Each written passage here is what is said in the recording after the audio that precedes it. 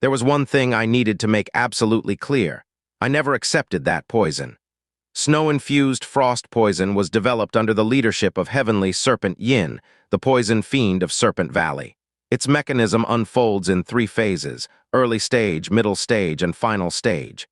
In the early stage, nearby ice begins to turn a bluish-black hue. The surrounding snow chi, the natural spiritual energy of cold, is contaminated and begins to decay. In the middle stage, the ice turns completely black. The snow chi reverses its flow and becomes corrosive.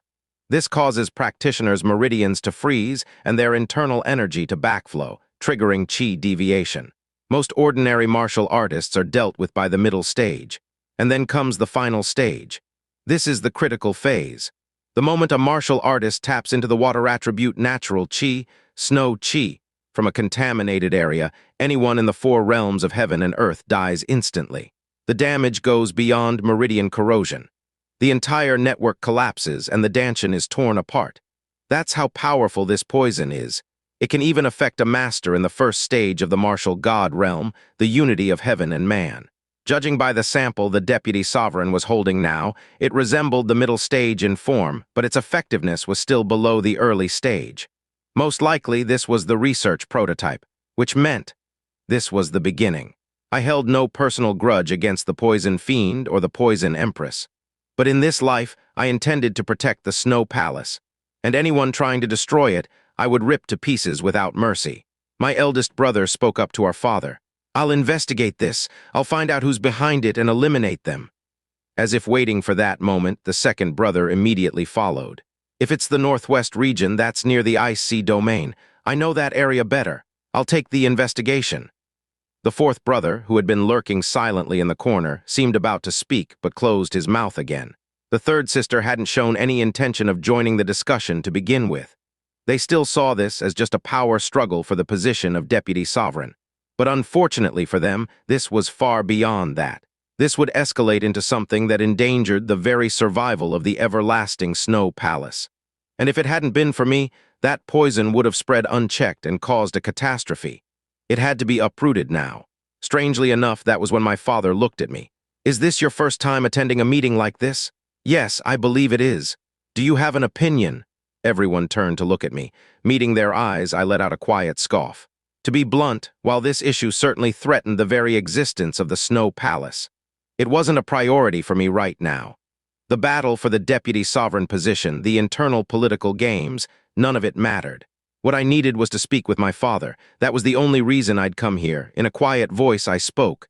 "Serpent Valley." My father's eyes narrowed slightly. The deputy sovereign furrowed his brow. "Serpent Valley?" "Yes." The poison was developed under the direction of Heavenly Serpent Yin. Everyone except my father blinked. The name Heavenly Serpent Yin wasn't commonly known. Most people referred to her simply as the Poison Fiend. That was both her title and her name. My father asked, "Do you have proof?" "I don't." He blinked, genuinely taken aback by how firm I was. The deputy sovereign used that opening to interject. "So you're accusing Serpent Valley without any evidence or basis? Lord xianxia, you seem unaware of the weight this meeting carries. It's called Snow-Infused Frost Poison." The deputy sovereign's face twisted in frustration, but I didn't care. I ignored him and continued. My time here was too valuable to waste. Heavenly Serpent Yin wouldn't have come herself. She likely sent her subordinates, her poisoned disciples. "xianxia. Yes, Sovereign. What is Snow-Infused Frost Poison? Explain it in detail." I answered without pause. "It's a poison brewed from the venom of a 1,000-year viper. Its toxicity is amplified using cold ice 100-mile grass, which holds a deeply yin-aligned energy. Then the eternal glaciers of the snow mountains are melted down to stabilize the poisonous chi. Once stabilized, it merges into the surrounding snow chi, and any martial artist who absorbs that chi suffers meridian collapse." Silence fell across the room. I continued, unflinching. "The fact that ordinary martial artists' meridians are freezing right now only proves that the poison is still in early development. But if we don't act now, the Snow Palace will be wiped out." It was my father who completed the sentence. Of everyone present, he had the greatest strength and the deepest knowledge. He immediately grasped the scope of destruction this poison could unleash, and he wasn't wrong. Perfecting Snow-Infused Frost Poison would take time and a tremendous amount of research. We had to eliminate it now and prepare countermeasures. Develop a formation or medicinal compound that could purify poisons that directly alter and corrupt snow chi.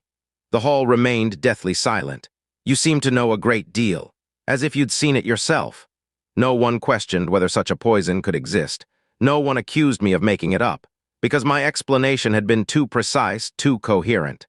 I don't usually like praising myself, but someone like my father would know I was telling the truth. Because snow-infused frost poison was absolutely possible to create, both in theory and in practice. I saw it in a dream. Everyone except my father grimaced at that. No one here was a fool. I saw it in a dream was just a polite way of saying I'm not going to tell you more. You seem to have more to say. Let's hear it. Will you end the meeting early if I do? My father smiled faintly.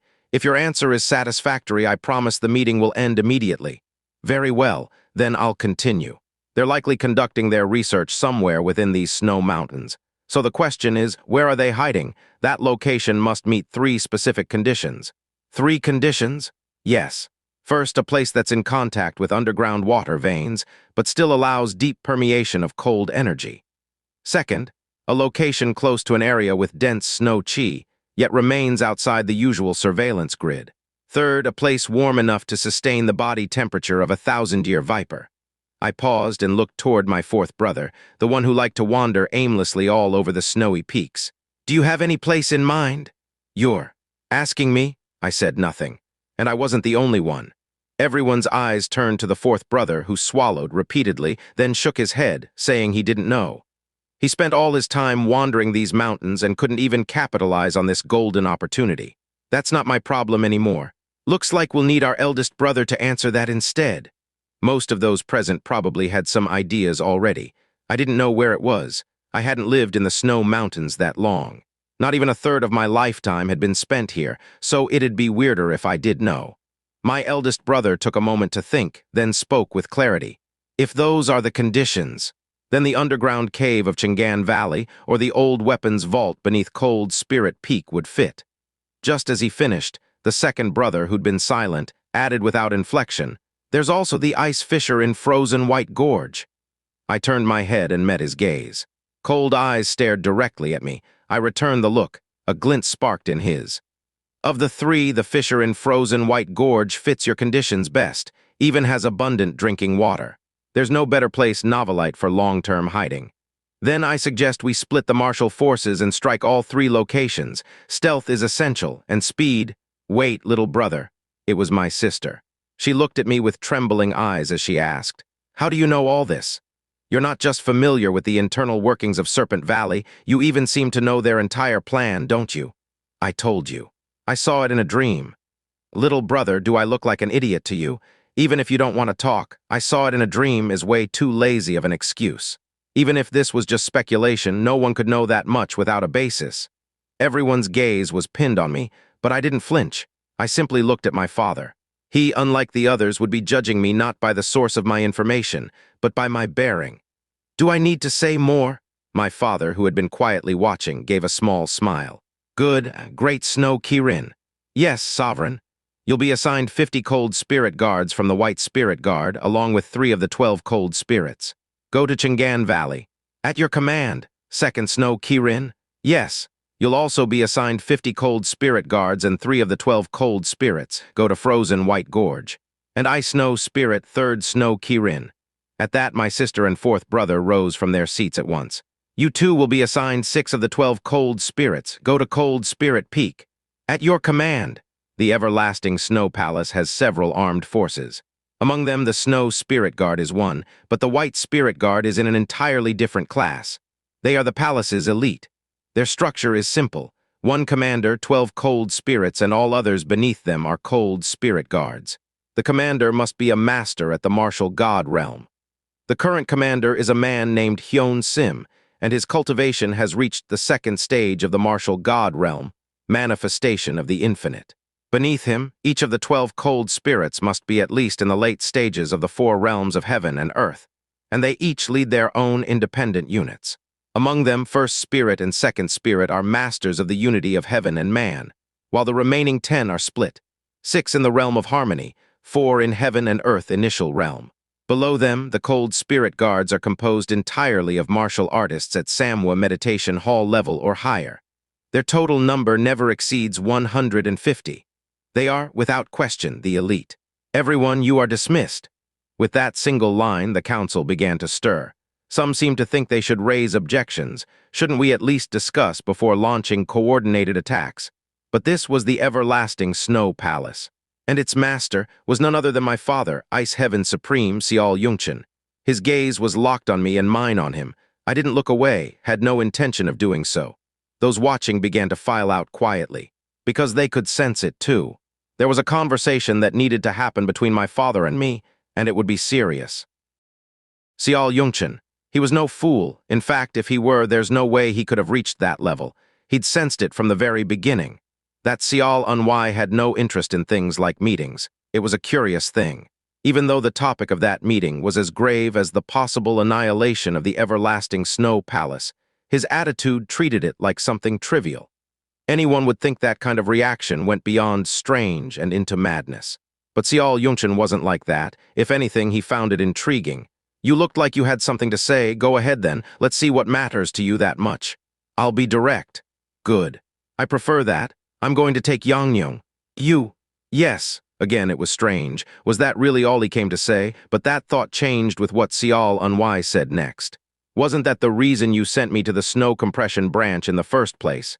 Not exactly. Is that so? I thought it was the same in the sense of proving myself. You're saying. You intend to prove your worth that way. I'm a bastard son, aren't I? For someone like me to be recognized, it's only natural that I have to build achievements. And you've been giving me constant opportunities to do so. There was something about Xianxia's words that gave Xianxia a strange feeling. It wasn't just a back and forth of arguments. There seemed to be something else layered within those words. He read it immediately. How much do you know? I know most of it, that you've been giving me chances, that you assigned someone to either protect me or watch me, that you kept throwing trials my way. The everlasting Snow Palace wasn't full of fools. There's no way they didn't know that the snow compression branch leader had been hollowed out and turned into a puppet by the people beneath him. There's only one explanation. They knew and allowed it, and they had good reason. You wanted me to prove myself, so now I will. You really have changed. I had to. And if I manage to take Xianxia, I'll have exceeded your expectations, so I'd like to ask for something if I may. You want something. There are two things, but if I achieve that much, I believe you'll give me the first without needing to ask. And the second, I need a core from a 10,000-year flame carp. As the name suggests, it's a carp that has lived 10,000 years. It's treated as a spiritual beast. Any creature that lives over 1,000 years naturally forms a core. And that core releases energy that no elixir can ever compare to. And what would a martial artist even do with something so rare? What do you think a martial artist would do with it? Xianxia raised both arms slightly. This body's too damn weak. I need to consume something like a flame carp's core just to break through and start over. What else can I do? It was strange, truly strange. You sound like someone else entirely. Someone else, huh? Palace Lord. I had a very long dream recently. The same dream you spoke of before? Yes, in that dream I ruled the world. And yet I regretted one single moment from the past. Obsessively. Regret, is it? It held me down my entire life. I couldn't see opportunities for what they were. I locked myself away in a prison I built with my own hands, lived a meaningless life, ignored what mattered, ran away. I never want to live like that again. I imagine you must have had regrets of your own too, Palace Lord. You think I have? You did father a bastard, didn't you? That I did. Even after giving him countless chances, hearing report after report about how that fool didn't even recognize them as chances. I imagine you regretted it, didn't you? Surprisingly, Xianxia didn't even take time to think. He spoke with unwavering certainty. No, I see, I thought you might say that. Xianxia rose from his seat. Do you think I'm a cold man? You are the lord of the everlasting Snow Palace. It only makes sense that your martial arts and your heart are cold. Even so, if I'm cold as a palace lord, then how do I seem to you as a father? The title of palace lord, it's ultimately just a role, a matter of governance. Xianxia quietly listened to his words. Xianxia descended from the platform with heavy, deliberate steps and stopped right in front of him. You can't lead a force this great with strength alone. You need relationships, justification, legitimacy. Those come first. Strength only matters after. You have 3 older brothers and 1 older sister. All of them have backgrounds, and those backgrounds support this palace. So you're saying, I have the least value. Xianxia let out a short chuckle. Unexpected. It was the first time Xianxia had ever seen his father laugh like that. I won't deny that your value is low. Coldly speaking, you're not someone anyone in the palace pays attention to, nor do you show much promise. He paused briefly, looking down at his son. You asked me before whether I had regrets. Yes, I'll answer you now, I did. Your mother, Eryong, was a woman who loved not the palace lord, but the man named Xianxia. And I loved her. I could have given her everything. You were the gift she left behind. Regrets, of course. If I had brought her here to the palace, I might have noticed she had sealed her own meridians. She used martial training as an excuse, but she was suppressing her own flow of energy. I was too blind. I missed my chance, and I lost her. When you asked if I had regrets, what you really meant was, do I regret bringing you into this world? Isn't that right? Yes. Then I'll speak plainly, I don't regret it at all. Even if you were a bastard, even if you'd been born without eyes, without arms, even without a dantian, I still would have smiled the moment you came into this world. I wanted you to realize it on your own, to understand my position. I never said these things to you because I truly believed that one day you would. I won't deny that either. I wanted too much, not one thing, not 2, 3, then more, and the more I wanted, the more isolated you must have felt. Even so, I waited. Do I seem cold to you? You seem a little harsh. Harsh, huh? You're welcome to resent me. Call me heartless if you like. I'll accept it without complaint. I've done enough to deserve that. He wasn't wrong. But there was one thing that had to be made clear. Xianxia cared about Xianxia, and what was it that Xianxia had come to realize? Too late. This, his father's heart. How could someone as weak as Xianxia have run away from within the territory of the everlasting Snow Palace?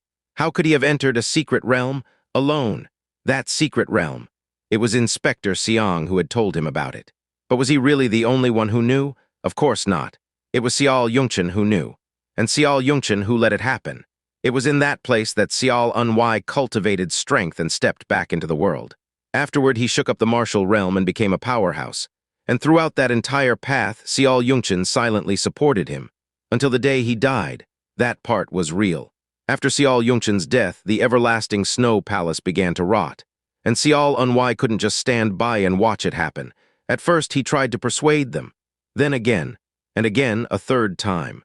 But when words no longer worked, by the 4th time, he stopped speaking. He was no dutiful son, but he didn't want to be an unfilial one either. He wanted to honor what his father stood for. If the everlasting Snow Palace chose to walk that kind of path, then it deserved to collapse. So Xianxia started a war alone. And in the end, the palace fell. At the hands of the bastard son, Xianxia. That was the truth. And not for a single moment does Xianxia regret what he did. Because he firmly believed that if it had been Xianxia, he would have made the exact same choice. With unwavering eyes, Xianxia said, I won't point fingers. I won't resent you. On the contrary, I'm only grateful. Grateful. I've never been good with words. I don't know if I get that from you or from my mother who's passed. But I do know how to speak from the heart. Xianxia took a step back and clasped his hands in a martial salute. Your boundless grace, Palace Lord. I realized it far too late. I intend to repay it. But if you wish to cast me out, I'll leave without a shred of regret. Xianxia reached out and gently wrapped both of Xianxia's arms with a single hand. That's how large Xianxia's hands were. No exaggeration, inhumanly large. Even if you become a blood seal, I would never cast you out. Xianxia let out an awkward smile. So, you knew. I was informed. More than that, you already killed the ice snow sword mark, didn't you? There's no way Inspector Xiang could have kept quiet after that. I understand. Never forget, you are my son. I know that, pal. No. Father, for the first time, it was the first time he'd ever said those words with Xianxia standing right in front of him. Father, so close and yet so distant. The most difficult person in the world to face. That's good. Hearing you call me father like that. If we ever meet privately again, I'll say it every time. Xianxia burst into laughter, a deep, satisfied laugh, and while laughing like that, a sudden question came to him. Just now, you said there were 2 things you wanted. One was the flame carp's core, so what's the other? There was only one answer. The complete Snow Codex. A martial manual containing the full history and legacy of the everlasting Snow Palace, passed down only to the direct bloodline of the Palace Lord. You could call it a NAVL Cyrillic letter 456G Cyrillic letter 4BBT. Only on NAVL Cyrillic letter 456G Cyrillic letter 4BBT, scripture, or as the name says, a complete codex. Upon hearing this, Sial Yungchen responded without hesitation. If that's what you want, I could show it to you right now. Sial Unwai shook his head. That's not what I want. I intend to prove I'm worthy. Only if I prove myself will there be no resistance to me learning from the Snow Codex. And if there is resistance, then that resistance itself will justify what comes next. You mean you're ready to draw blood? No matter which path you choose to walk from here, Father, I'm certain it won't be the same path I take. Different, my father once told me, that being palace lord meant being a steward, that it meant watching over the relationships of those beneath you. I did say that. I don't deny it. But I believe your priorities were wrong. Wrong? Before worrying about those relationships, we should be worrying about the ones causing the problems. If they were truly loyal subordinates, they would have resolved those issues before the palace lord even had to worry about them. And if they couldn't, then someone has to clean it up for them. By spilling blood. When it comes to leading and managing an organization, the most important thing is power. Power is the method, and power is the means. The Thunder Vein Demon Sect, the Central Blood Sect, the Martial Alliance, the Thousand Justice League, the Sichuan Alliance, all of them, they are ruled by strength. So that's the path you walk? Yes, Sial Yungchen smiled gently. Then shall we wager which of our paths is the better one? A wager? You may stake whatever you like. And what will you wager, Father? Sial Yungchen released the hand he was holding and declared boldly, everything. Sial Unwai watched him with a faint smile curling at his lips. Then I'll do the same, I'll wager everything. Whether one walks the path of blood, the tyrant's road, or the path of righteousness, the roads might differ, but perhaps they could meet at the end. These two men were completely confident in the paths they had chosen, enough to bet everything they had. This was not just a conversation between father and son, it was a conversation between men. Then prepare the complete Snow Codex and the Flame Carp's Core. You sound confident. I wouldn't be moving forward otherwise. Is that all you need?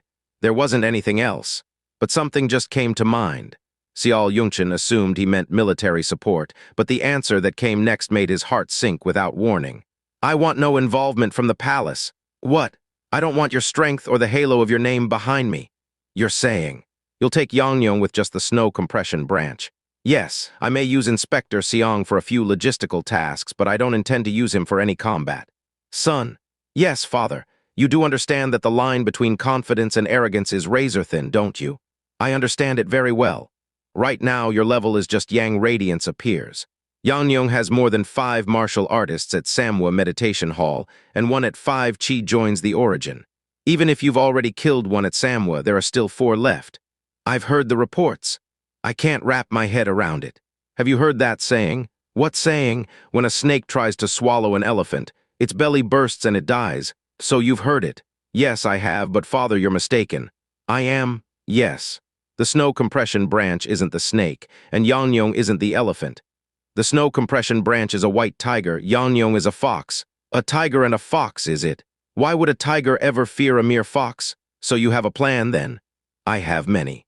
Though whichever one I choose, there may be criticism from various quarters. So it's not exactly clean. Are you worried? I am. Don't be, I'll succeed. I don't care if you fail. I'm worried about you. That stopped Sial Unwai cold. He'd been moved too many times today, it was starting to become alarming. It was then that Sial Yungchen asked, Do you know why I haven't asked about your secret? No, I don't. Because I have no reason to. Whether you walk the path of the demonic or the path of blood, you are my son.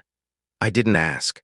Because I believe you'll make the right choice. Sial Unwai smiled faintly. Still, aren't you at least a little curious? What are you referring to? The blood demon vaulting heaven technique. At those words, the corner of Sial Yungchen's mouth twitched. So you know about that too. Didn't Inspector Siang report it to you? He said you used an unidentifiable martial art to kill the ice snow sword mark. He said it clearly wasn't orthodox. But it didn't carry any demonic energy either, so I thought maybe something bordering on demonic techniques. But the blood demon vaulting heaven technique, that's not something I ever expected to hear. For once, Sial Unwai was speechless. Inspector Siang had filed a report, but he had clearly withheld much. It meant he cared more for Sial Unwai than for official protocol, far more than Unwai had realized. Just as Xiao Unwai had been surprised, so too was Xiao Yongchen.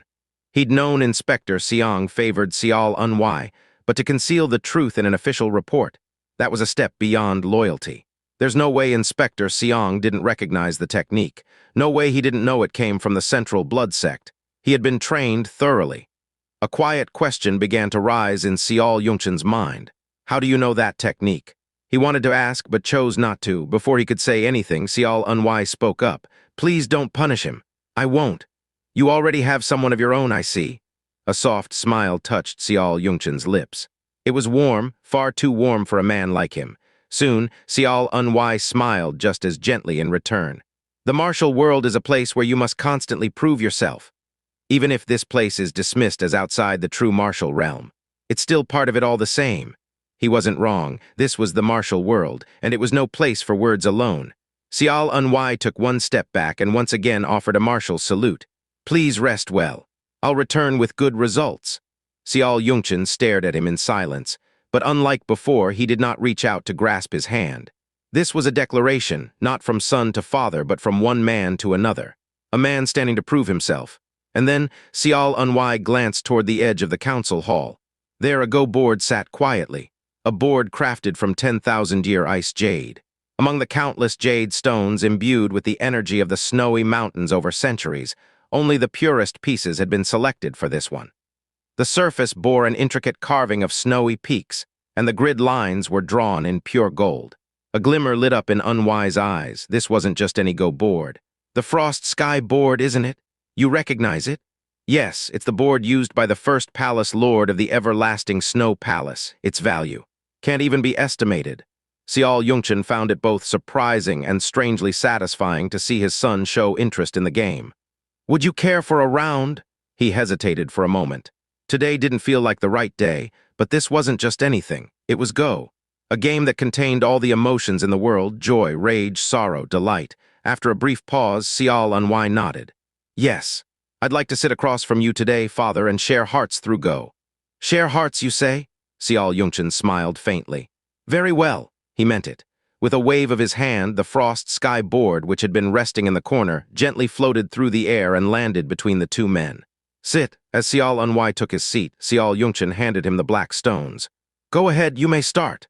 Unwai gazed down number NOVYLIGHT number at the board.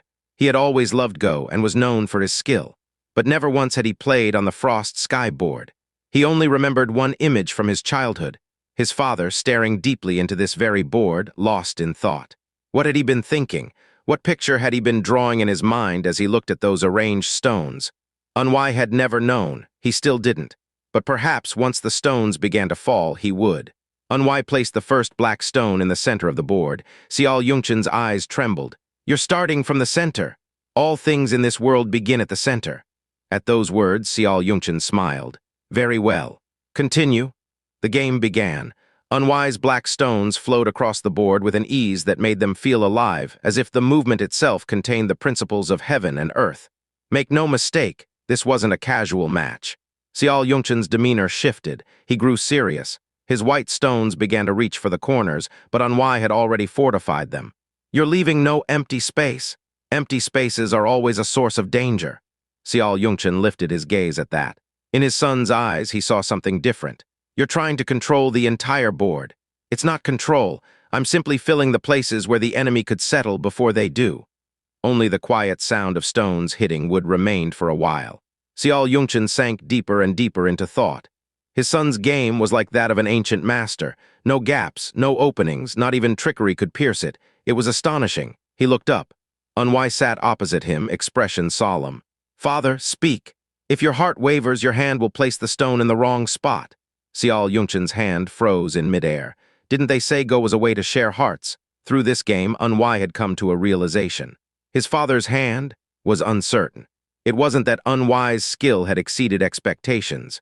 No, this was something only visible to someone whose mind had already touched another's. A distraction, something pulling at Xiao Yongchen's heart. He saw it. A single misstep in Go can't be undone. That's why every move must be made with care, but excessive caution becomes poison, just like in life. And what exactly do you mean by life? Unwai set another black stone down and said, I believe you're overthinking every move. Sometimes the simplest answer is the wisest. Xianxia's eyes wavered as though his innermost thoughts had been exposed. And they had. Why in his past life had Xianxia been so helpless? Why had the great snow Kirin died 6 months later, followed by the ice snow spirit? And then half a year after that, the little palace lord? In just a year and a half, 3 heirs of the polar bloodline perished. And in all that time, what had Xianxia done? There were only 2 possibilities. There are 2 reasons why a man might remain blind. The first is obsession, when someone becomes so utterly consumed by something that they fail to notice they're being devoured from the inside out. Such was the case if one could be so focused that they failed to realize xianxia was quietly swallowing the snow palace whole. And the second, blackmail. If there had been something so grave it could paralyze a man like Xianxia, both as a man and as the sovereign of the everlasting snow palace, then everything from the past life could finally make sense. It wasn't that Unwai had been foolish. He hadn't avoided investigation. Quite the opposite, he'd pursued it thoroughly. But the deeper he dug, the more baffling Xianxia's actions became. Even with destroyed records, even with the few whispered truths xianxia had shared in his past life, there remained unresolved questions. Now, as he played Go, Unwai felt it clearly. It wasn't coercion. No, it was the first case. Xianxia was utterly consumed by something. "Father, speak. If you chase illusions, you may lose what is real." Silence followed. Xianxia stared at the scattered white stones before him. They seemed adrift, just like his thoughts, lacking any true center. The sages said that the game of Go mirrors life. Sometimes you must sacrifice a house to preserve the whole. A deeper stillness crossed Xianxia's face. He hadn't expected such profound insight from this son, especially not from the illegitimate one he had least hoped for. "You know this better than anyone. Life, like Go, may appear calm on the surface but can erupt into storms without warning. Yet even a mistake can become a blessing in disguise, and a single move can reshape the entire board."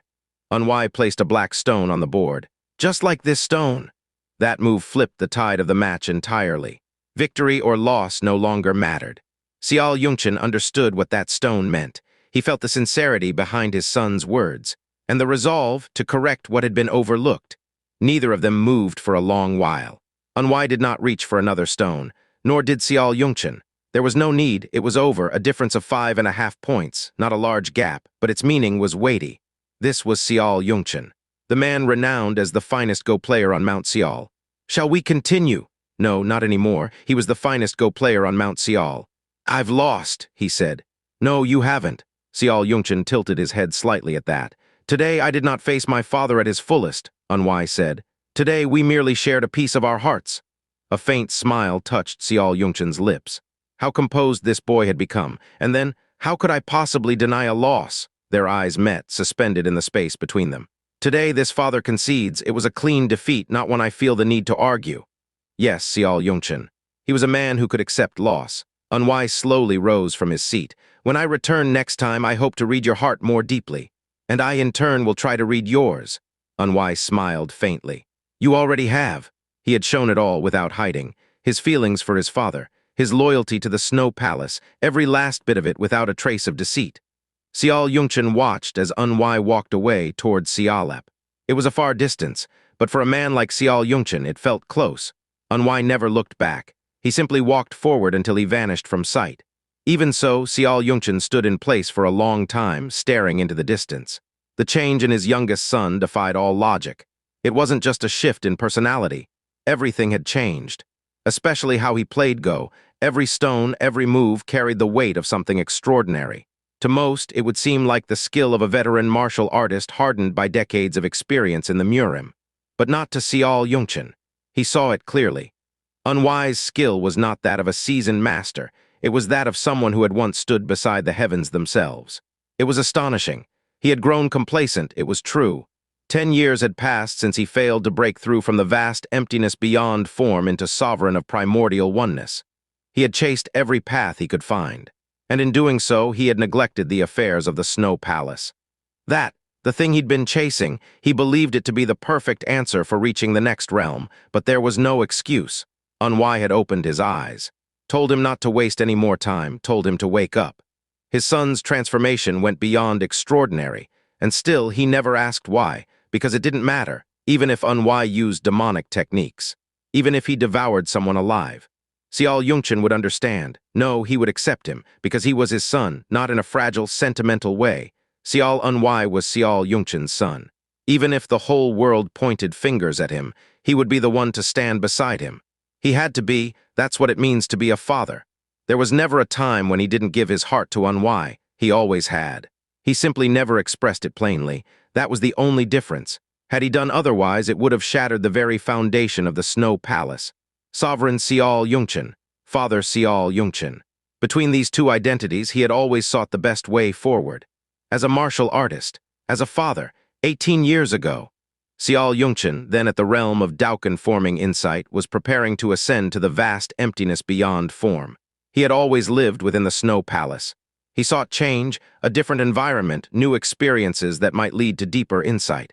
He didn't plan to stay long, a couple of months at most. But everything changed when he arrived at a small village of slash-and-burn farmers. What began as a detour became something more. Little by little, Xianxia began to open up as a man. The woman named Eryong. She was, without question, the one he loved most among all the women he had ever known. And so she became pregnant. At that moment, he revealed everything, his identity, his status. He should have brought her to the everlasting Snow Palace then. No, perhaps even before that. Returning to his quarters, Xianxia picked up a stack of documents on his desk. At the top, one report read, Record of the Broad Bloodline Constitution First Recorded Instance. Eryong Manifestation Level. Maximum Symptoms. Severe Deficiency, Extreme Frailty Outcome. Death after Childbirth Note. First recorded Broad Bloodline Bearer among non-martial artists. Second record. Bikchanu Manifestation Period. 300 years before Eryong's death manifestation level. Maximum Affiliation. Heavenly Sea Gate Symptoms and Outcome. Extreme Frailty until age 14 cultivated the violent Sea Heart technique, reached Yang Radiance appears at 20 reached Samwa Meditation Hall at 21 died at 22 due to bloodline explosion note. First verified case of broad bloodline potential third record. Sword Emperor degrees Novelight degrees Jin Muhun manifestation period. 120 years before Eryong's death manifestation level. Medium affiliation. Unaffiliated symptoms and outcome. Congenital weakness, delayed development ranked as high as 22nd in the Murim hierarchy, found murdered near Mount Chinsan. This was not just research. It was a confession. An effort to avoid repeating a mistake. A chronicle born of guilt. Broad bloodline constitution. Xianxia had truly wanted to save her, but there are some things even an inner power that shakes the world cannot overcome, such as the laws of nature. If too much energy was transferred, the fetus would die. If too little, Eryong would. No matter the strength of the energy, one of them would die. And from the moment one intervened, the outcome was sealed. If Eryong died, the fetus would follow. If the fetus died, the backlash would claim her as well. Nature would not be defied. He'd said he should have brought Eryong to the Snow Palace sooner. But the bitter truth was, even if he had, she wouldn't have survived. That's what it meant to bear the broad bloodline constitution. Back then, Eryong had smiled and said one thing, save the child. She asked him, smiling, to watch over their baby, to take care of him, and Xianxia had promised he would. The man who didn't cry even at his own father's death. He cried for the first time that day. He agonized over it, whether or not to give this record to Unwai. Unwai's broad bloodline capacity was approximately 6 times that of an average person. Eryong, recorded at the maximum level, had about 9 times the average. Jin Muhun, the Sword Emperor, measured at 3 times. Even the records made it clear. For a martial artist, the broad bloodline constitution, though considered a terminal one, was practically a blessing. The internal bloodline pathways were abnormally wide, allowing for significantly higher energy flow. A martial artist with this constitution could circulate energy at a volume far beyond the ordinary. In childhood, symptoms would be severe, debilitating frailty. But once martial cultivation began, those symptoms would disappear entirely. He had hoped that Unwai would grow upright, hoped he would realize it on his own. Holding the middle path is always the hardest, but he never gave up. He had planned to support every path Unwai chose. The world is brutal. There were already far too many seeking to strike him down just for being born of the everlasting Snow Palace's bloodline. He had to awaken. No one could teach him. If someone tried, Unwai would become a flower raised in a greenhouse and die a meaningless premature death. The Murim is not a world of romantic ideals. It is cruel, soaked in blood, bound by grudges that lead only to killing and more killing. A hell for the living. Xianxia set the document down. A soft smile played across his lips as he looked out the window. Had anyone else seen that smile, they would have been stunned. Xianxia was not a man known for changing expression. Even those who returned victorious with great achievements had never once seen him smile. He hadn't smiled when the great Snow Kirin and the second Snow Kirin reached the realm of harmony. Thank the heavens! It was not the smile of a martial artist. It was the smile of a father. Slowly it faded. Vice Lord. At his call, the Vice Palace Lord answered immediately from outside. Yes, Palace Lord. Was it truly the work of Serpent Valley? Yes, it was confirmed. Prisoners? None. All committed suicide. There was much to be done. He intended to formally confront Serpent Valley, but that could wait. No one knew when Snow-Infused Frost Poison would be perfected. It might already exist in secret. Even if not now, it would come eventually. They had to prepare for it. He needed to develop a new grand defensive art, one that could preserve not only the cold snow spirit guard, but also the very energy of the everlasting snow mountains. That came first. Only after fortifying their defenses could they think of wiping out Serpent Valley, or even reigniting war with the Central Blood Sect. Those knots could be untied then. He'd already given Unwai a few gifts, but it still wasn't enough. Xianxia spoke after a brief pause. We need the core of a 10,000-year flame carp. A 10,000-year flame carp, you say? The highest grade possible if it can be found. I'll send word and see if anyone has one in their possession. I leave it to you. Yes, Palace Lord. Outside, the Vice Palace Lord, Xianxia, answered in a perfectly cold voice. It had been 2 shichen, roughly 4 hours, since I entered the council hall, spoke with father about the Snow-Infused Frost Poison, played a game of Go, and left. A long time depending on how you looked at it, but not something to regret. There would be more time. I would return to the main palace again. I reached into my robes and pulled out a small pouch, a storage pouch, and not just any pouch, a top-grade one.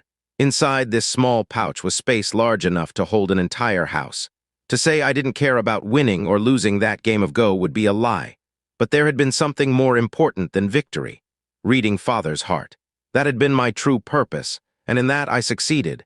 He didn't deny his loss and instead gave me a gift, this very pouch. A gift from father. Refusing it would have been disrespectful. I returned it to my robes and walked on alone, just as I had come, stepping beyond the main palace and reaching the entrance to Xianxia Mountain. One of the 5 mountains surrounding the palace. Crossing it would take me through 3 cities and 4 peaks before reaching Xialap.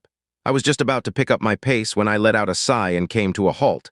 3 men stood before me. A dry laugh escaped my lips. What are you doing here?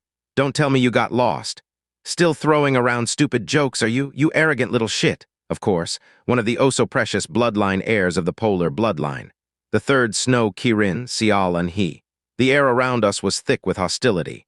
The kind of tension that screamed, if you don't see where novelite this is going, you deserve to die. And then, where's the pack mule? Pack mule. Oh, you must mean Jiangwun. If you're referring to a man about 6'5", packed with muscle, then yes.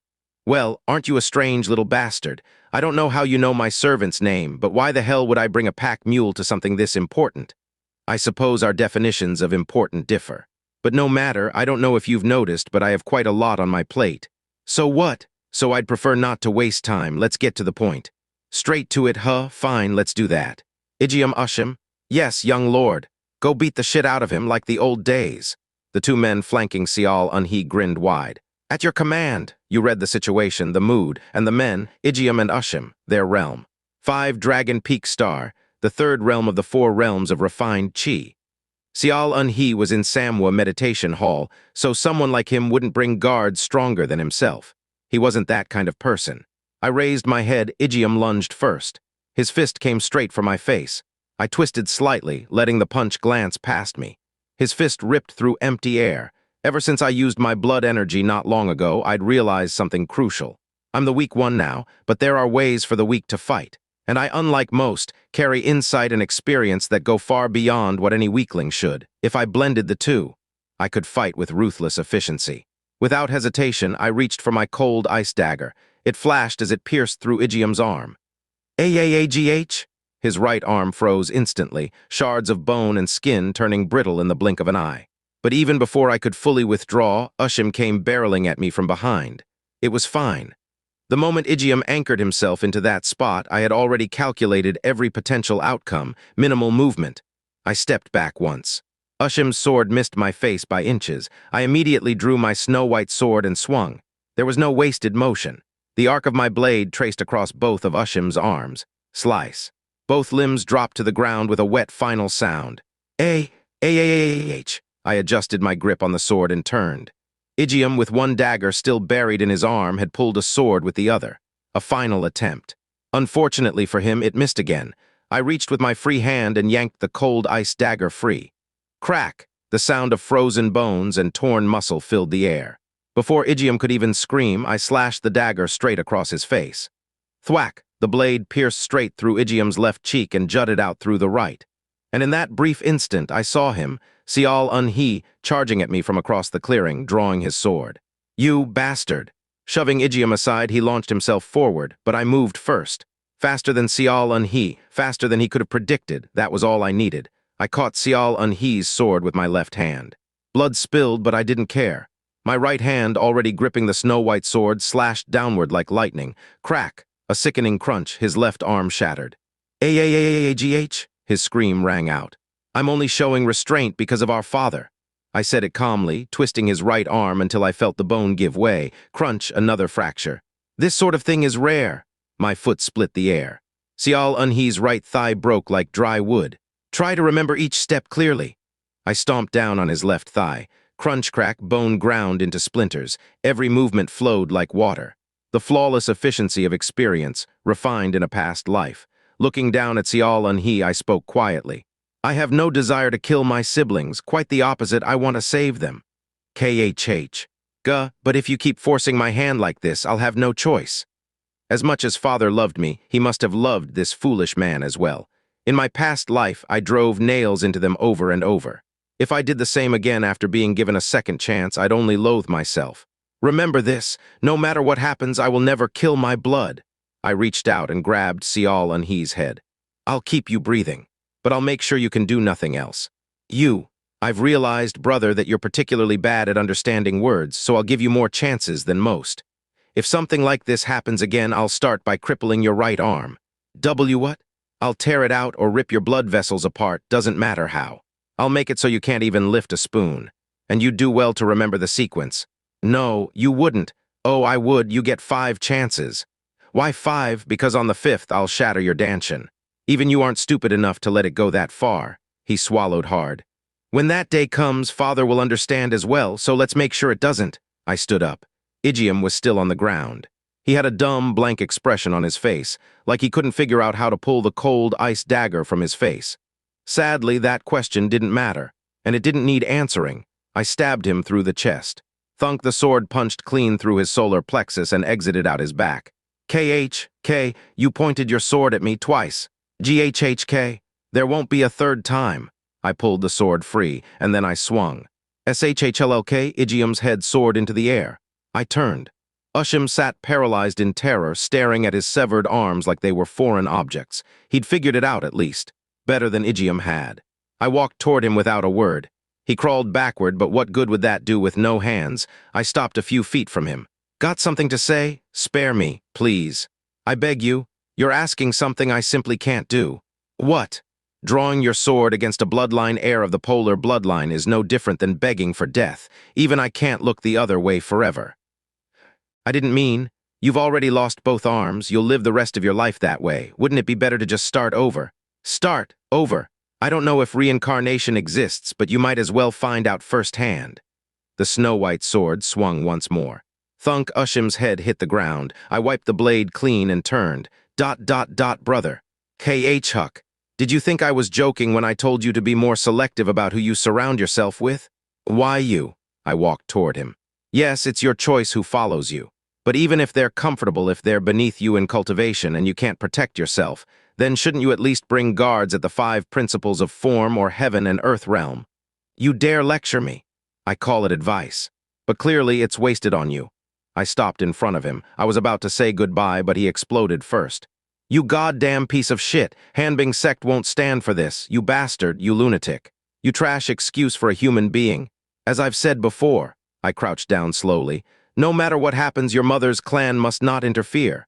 I gently placed my hand on his shoulder. He tried to scream, but stopped.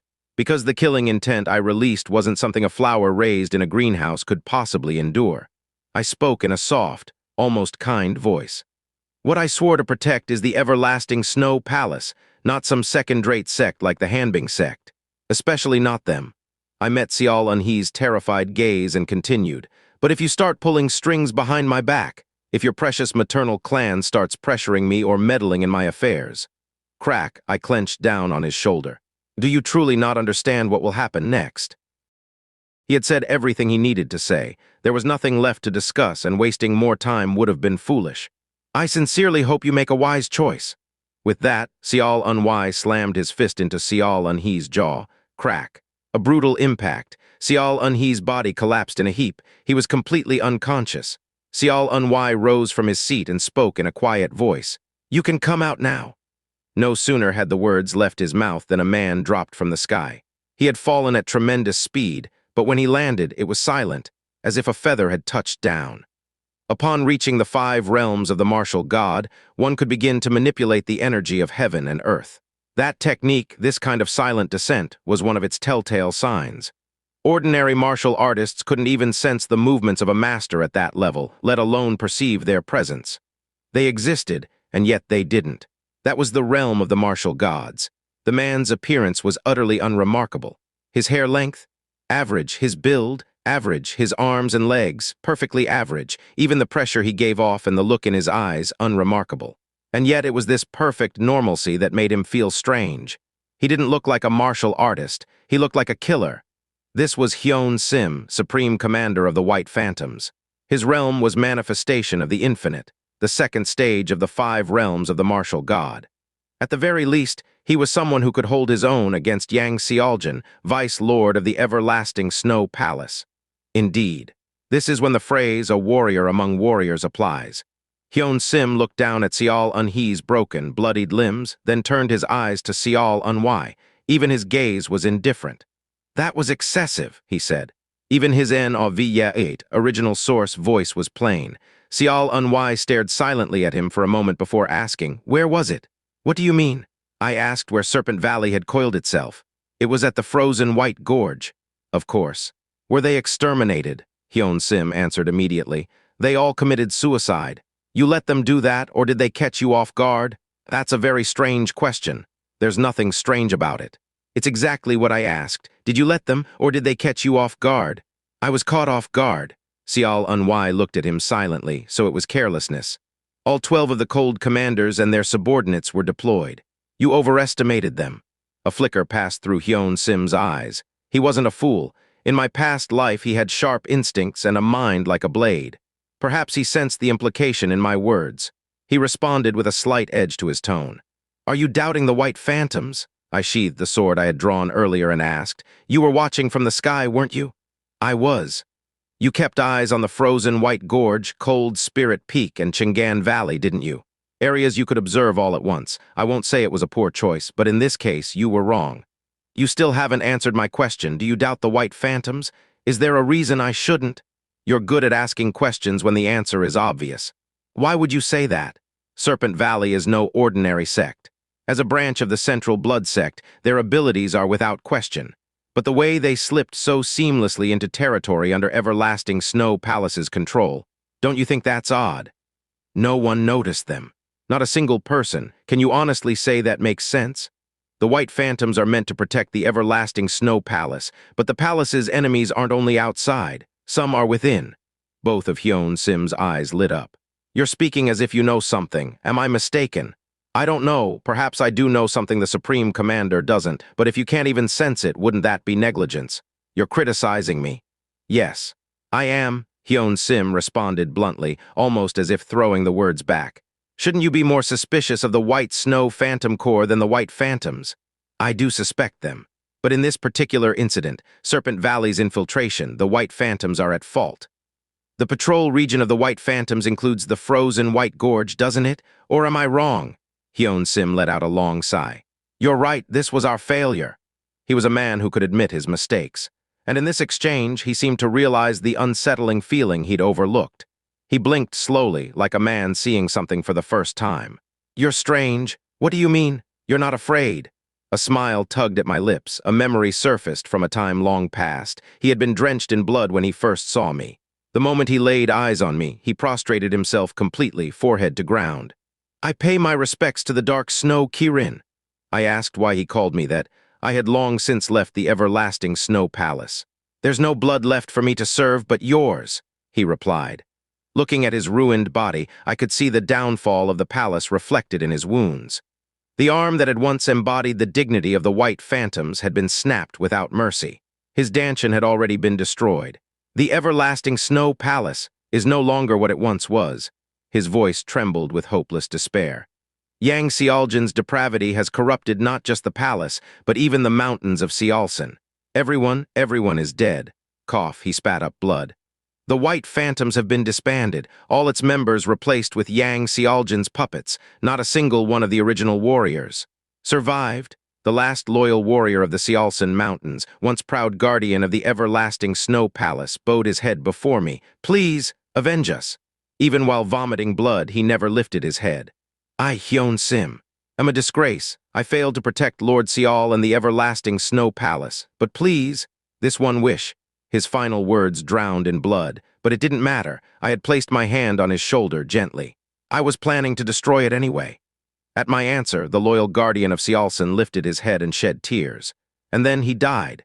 Even in his final moments, his tears were filled with unwavering loyalty to the everlasting snow palace. He had risked everything for something noble, but in the end, he lost it all. Even when there was nowhere left to run, he still believed I could strike back. He hadn't looked away, not even at the moment of death. All the way to the end, vengeance was the only thing on his mind. That's the kind of man Hyun Sim is. I lifted my head and looked at the man standing before me in the present. He'd asked me why I wasn't afraid. He's a master in the 5 realms of the martial god. I'm merely at the 4 realms of refined chi. Ordinarily, when a martial artist comes face to face with someone that far above them, fear is an instinctual reaction. Even heirs to the polar bloodline, whose political weight rivals that of crown princes, can't help but flinch. The sheer pressure of the gap in strength makes the body recoil on its own. But that only applies to normal people. I'm not one of them. Do you think I should be afraid? "I did hear you changed," he replied. "But I didn't expect this much. Also, when you drew your dagger earlier, I noticed traces of the phantom soul-piercing art. Care to explain?" "I'll say it again. The flash phantom piercing art I use is a refinement of an assassination technique from the Phantom Soul sect, a killer organization once aligned with the Central Blood sect. I never intended to hide that fact. Still, he lived up to his reputation as a master of the martial god realm, so I answered, "Do I have to explain it?" "You don't. I'd just like to finish the conversation we were having earlier." Yes, Hyun Sim is a loyal man. If he learns that the enemy of the everlasting snow palace is seated as vice lord, he'll likely act without hesitation. But that's not my approach. Besides, there's a more important question. Why did my father die? The official record says it was illness, but my father had reached the 4th stage of the martial god realm, vast emptiness beyond form. He was a top-tier powerhouse, capable of contending for the title of the strongest in the world. And he died of a sickness? It made no sense. In my past life, I had looked into it. The story was muddled, but the conclusion was this. Just as he was reaching the realm of sovereign of primordial oneness, his inner demons surfaced. He suffered a chi deviation, and though he spent a year recovering, he never regained his strength. Eventually, he passed quietly, which is why the official cause of death was recorded as illness. That part, I can deal with. But the bigger question is how Xianxia managed to seize control of the palace. Even if the everlasting snow palace had weakened, it was far too vast a force for one man to devour. He had help, from outside and from within. The internal side is less urgent. In my past life, I came to know exactly who aided Xianxia from within the palace, and who turned a blind eye as he rose to power. I have all their names. They're not worth moving against just yet. When the time is right, I'll bring them all down in one blow. If I act now, it'll weaken the palace too much. But again, the important part is the outside, and I can say this for certain, it wasn't the Central Blood sect, nor any of its branches. More likely, it was one of those sanctimonious bastards sitting on their fat asses up in the sky. But even that isn't confirmed yet. I looked at Hyun Sim and said, "I want the everlasting snow palace to endure." As do I, he replied. Then from here on I ask that you not question anything and simply grant me two requests. Do you really think this is the right way? I do. Very well, let's hear it. Since he agreed to hear me out, I'll speak. First, tighten your control over the White Phantoms. I'm certain someone within your ranks has been recruited from the outside. Or worse, infiltrated in entirely. Start from the lowest ranks and comb through everything. Root them out. If this was simply an oversight, if they missed something unintentionally while patrolling, then at worst it warrants a disciplinary measure. But if there's a spy, that's a whole different matter. So Xianxia asked the obvious question. There's a spy in the White Phantoms. Are you certain? Yes. Do you have any evidence? None. I was told you also had no evidence when you warned about Serpent Valley's infiltration.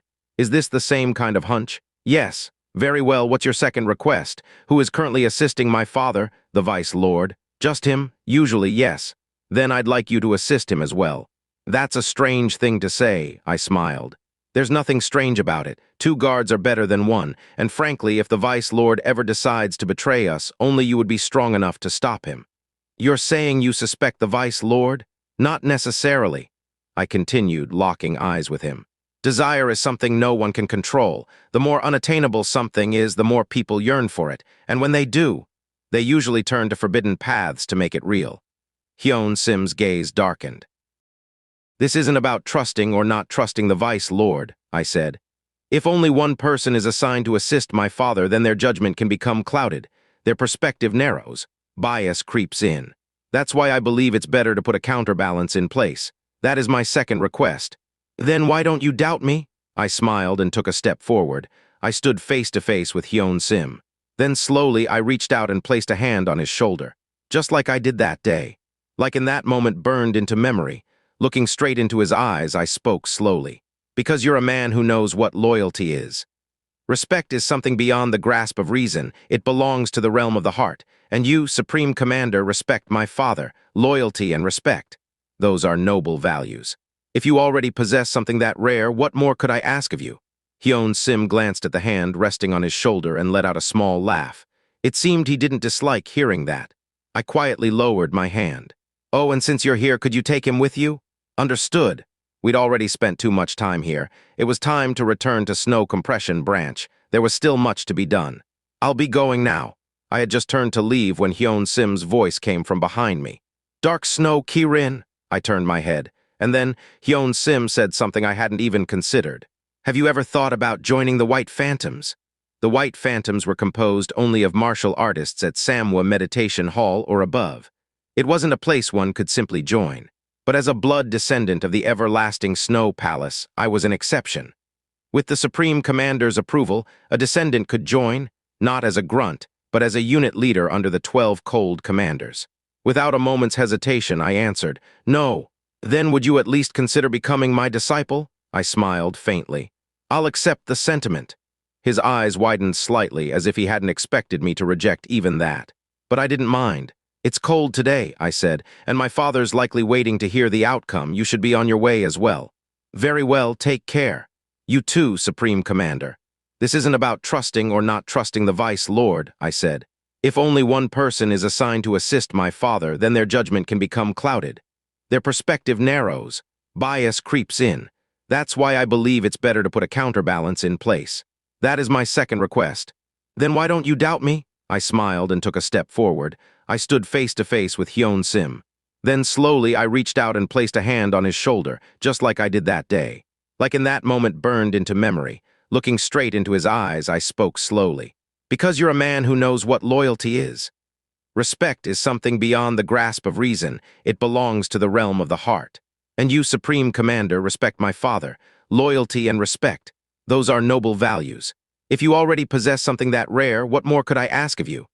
Xianxia glanced at the hand resting on his shoulder and let out a small laugh. It seemed he didn't dislike hearing that. I quietly lowered my hand. Oh, and since you're here, could you take him with you? Understood. We'd already spent too much time here. It was time to return to Snow Compression Branch. There was still much to be done. I'll be going now. I had just turned to leave when Xianxia's voice came from behind me. Dark Snow Kirin. I turned my head, and then Xianxia said something I hadn't even considered. Have you ever thought about joining the White Phantoms?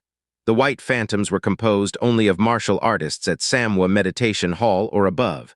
It wasn't a place one could simply join. But as a blood descendant of the everlasting Snow Palace, I was an exception. With the Supreme Commander's approval, a descendant could join, not as a grunt, but as a unit leader under the 12 cold commanders. Without a moment's hesitation, I answered, "No. Then would you at least consider becoming my disciple?" I smiled faintly. "I'll accept the sentiment." His eyes widened slightly, as if he hadn't expected me to reject even that. But I didn't mind. "It's cold today," I said, "and my father's likely waiting to hear the outcome. You should be on your way as well." "Very well, take care. You too, Supreme Commander." As I've briefly mentioned before, the Open Gate sect ranks its members by the number of knots on the belts they wear. The highest rank is 9 knots. The sect leader is a 9-knot elder. Right beneath them, the 8-knot elders, those are the direct disciples of the sect leader and destined to lead the sect in the future. But the ones to be most cautious of are the 7-knot elders. Each and every one of N.A.V.8, original source, them has reached the pinnacle of the 4 realms of heaven and earth, or even the first or second stages of the martial god realm. They are the very pillars holding up the Open Gate sect. Next in importance are the 6-knot elders. Like any sect, only those with exceptional talent and proven skill can rise high. 6-knot elders are considered highly likely to become 7-knot elders one day, and none can earn 6 knots without at least having entered the early stages of the realm of harmony. A 6-knot elder, huh? So that's why you're freaking out? Young master, we're talking about a 6-knot elder here. I don't know your exact limits, but it's not a good idea to pick a fight with the Open Gate sect right now. I laughed. You're misunderstanding something. I am. If that 6-knot elder dies, the Open Gate sect still wouldn't dare declare war. Why not? That makes no sense. Why not? The sect's already up to its neck cleaning up its own mess. Starting another front would be idiotic. And as far as I know, even if their next leader is reckless, the current sect leader is not that stupid. Even so, wouldn't it be better to just avoid this? Commander Xiang didn't know the life I'd lived. Didn't know what I was capable of. But that was fine. Stick around me long enough and he'd find out naturally. A smile crept onto my lips. I quietly lowered his arm from my shoulder. "That thing we talked about earlier, did you bring it?" "Just in case, yes." Before heading to the main palace, I had asked Commander Xiang to take care of a few things. One of them he handed over now, a dossier. Inside were details on the key factions operating in Yangyong County, who their leaders were, their secondary leaders, what martial arts they practiced, their personalities, even information on the current magistrate of Yangyong County. I had already told my father, I don't want the everlasting Snow Palace involved. Whatever happens in Yangyong, it starts with me, and it ends with me. Just curious. Why did you want that information? Because I need to make a plan. Your plan? Commander Xiang asked. What's the most important thing in the martial world? I replied. There's a lot, he said. Many things are important.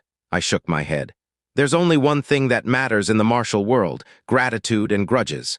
To live as a martial artist means to live by the debts you owe and the grudges you bear. You must never forget a kindness and never forget a grudge. If someone wrongs you, you repay them in kind. If you don't, it's no different than announcing to the world that you're unworthy of being a martial artist. Young master, right now in my head, I can think of 5 ways to wipe out every major family in Yangyong, 4 ways to swallow the entire region whole while minimizing damage, and 12 ways to erase the city from the face of the earth completely. Commander Xiang swallowed hard. Just skimming through this file, I've got a good sense of where to start. And what exactly are you going to do? I smiled faintly. First, I'm going to meet with the Open Gate sect's beggars. I turned to leave, but Commander Xiang grabbed my arm. Young master, like I've said before, Commander Xiang is without a doubt someone I owe. If he were to stab me in the back or drive a dagger into my spine, I'd still forgive him. He would have his reasons. If he asked me for an arm, I'd give it to him. That's who he is to me. It's no exaggeration. Without him, I likely wouldn't have made it this far, 17, alive and breathing. He's been a pillar in my life, which is why. I didn't feel annoyed right now. The worry in his voice, the slight tremble in his arm, I felt it all. And maybe, just maybe, I wouldn't get another chance to feel something like this. I'm fine, I said gently. Hearing the softness in my voice, Commander Xiang slowly lowered his arm. Then he asked, Young master, why don't you seem to know fear? I didn't answer. I just looked at him, and he could see I had much to say. I do believe you when you say you've come back from another time, he began. But even if that's true, You are not the same person you were before. You were defeated by a martial artist at Samwa Meditation Hall. The man waiting inside right now, he's at the realm of harmony, possibly even further. Even I would have to risk mutual destruction to fight him. That man does not belong in a place like Snow Compression Branch. He was telling me that there's no shame in fear, that there are many ways to overcome it, and that retreating just for today could be one of them. Commander Xiang. Yes, young master, do I really look like someone without fear? Yes. That's unfortunate, I said, because in my world fear is very real. Whether you face it or flee from it, that's a personal choice, and I respect both. But I'm the master of my own world, and as the master of that world, I only have one way of dealing with fear.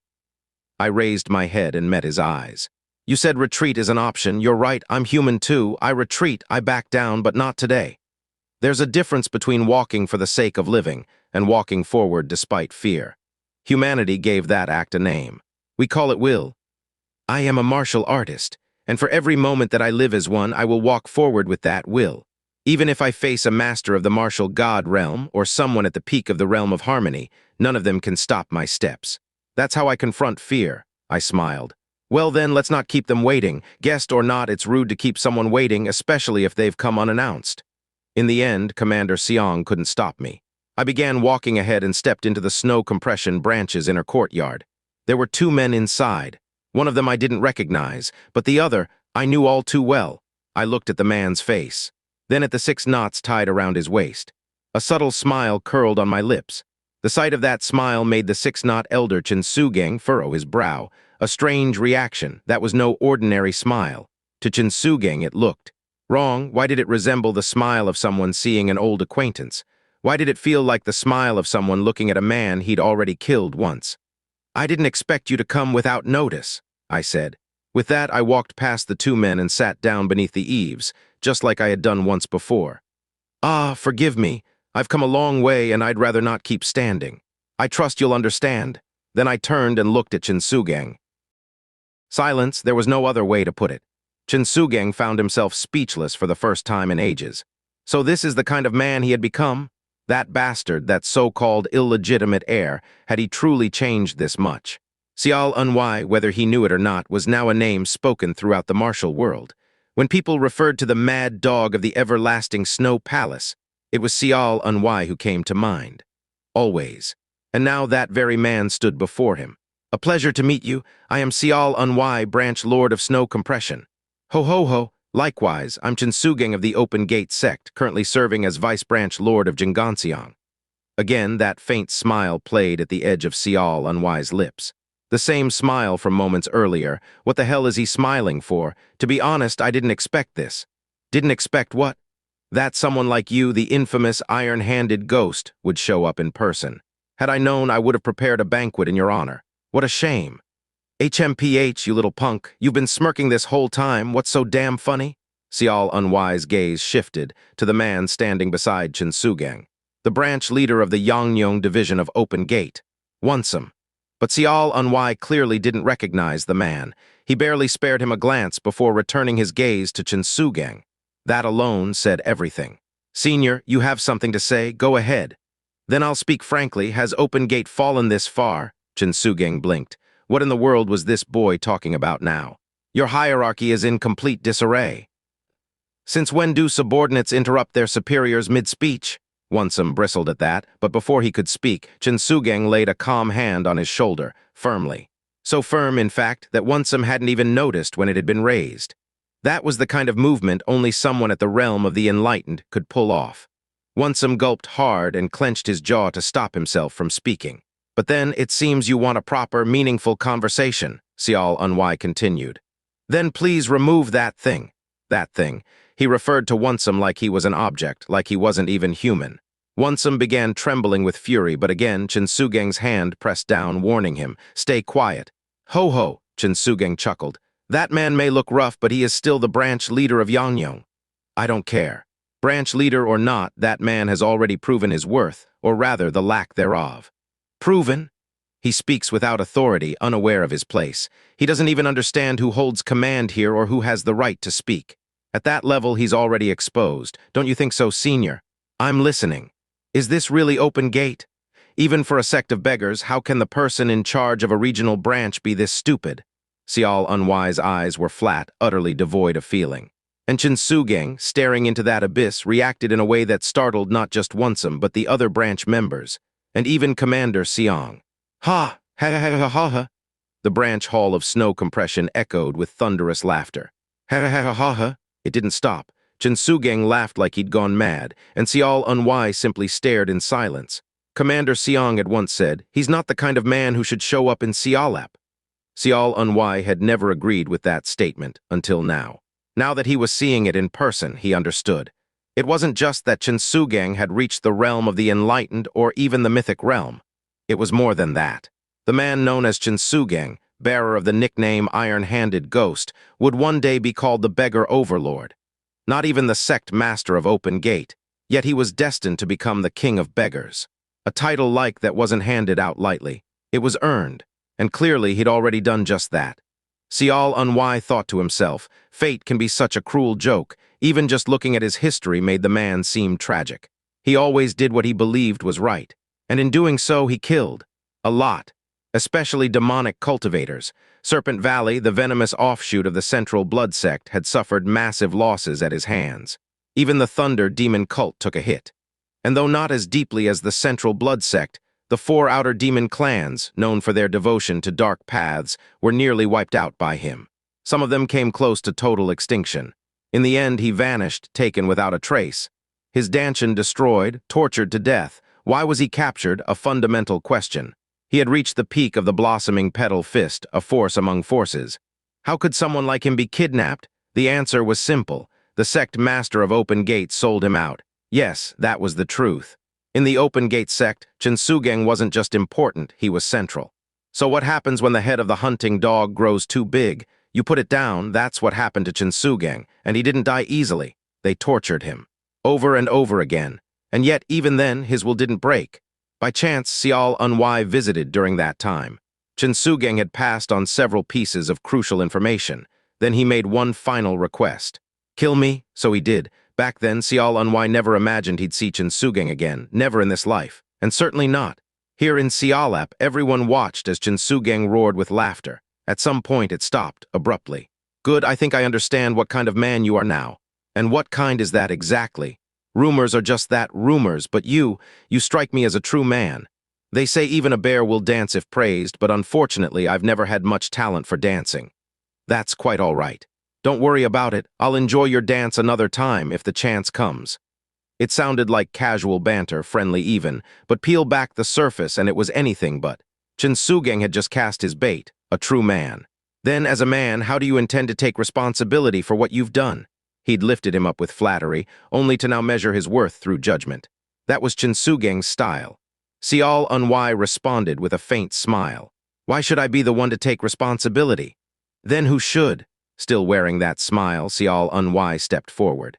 I have a question for you, Senior.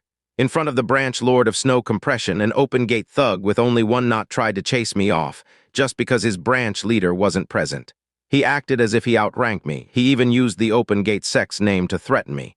And so you shattered his limbs, even if he was disrespectful. How was that disrespectful? You're saying it wasn't? I'm saying it wasn't disrespect, it was betrayal. The word struck like lightning. Chen Sugang's eyes widened. The others around them stared in stunned silence. Betrayal. And is that how a beggar who eats martial arts is supposed to behave? Ah, so that's why you called it betrayal. Open Gate's beggars have the right to receive martial arts only because they've earned that right. If they don't have it, they shouldn't be taking martial arts in the first place. That one not punk threw away his qualifications. To eat martial arts? A strange turn of phrase, yet oddly respectful. It wasn't about begging for food or scraps. It was about martial inheritance. No one likes being mocked outright. Even beggars have their pride. But the way Xiao Unwai said it elevated them. Eating martial arts implied worthiness, honor. That was when Chen Sugang's anger faded. Now he was just curious. Then what about the 3-knot elder? Why did you kill him? Unwai calmly reached into his robes and pulled out a ledger. He handed it to Chen Sugang. What is this? A ledger. Onsome's eyes immediately gleamed. He took a sharp breath. He would have lunged and torn it apart if not for Chen Sugang's subtle signal to stay still. Why are you giving this to me? Because there's no reason not to. There is a reason. What if I burn it? Then Open Gate isn't eating martial arts, it's eating filth. You're very good at making people speechless. I don't think so. I'd wager you have one more question on your mind. And he was right. This young man, barely 17, spoke like someone who had lived through the worst of the martial world. Before killing the 3-knot elder Chwi Iggy, you also killed a 2-knot. Why? To kill the 3-knot. So you're saying there was no reason? No, I'm saying the reason was to kill the 3-knot. I think there's a misunderstanding here. If I had needed to kill every beggar in that room to eliminate Chwi Iggy, I would have done it, without hesitation. Ha! That's what grudges are, aren't they? Or am I wrong? Shinsugang said nothing. He was stunned. Because Xiao Unwai was right. Completely, undeniably right. What is a vendetta if not absolute? No excuses, no compromises. If someone must die, they die.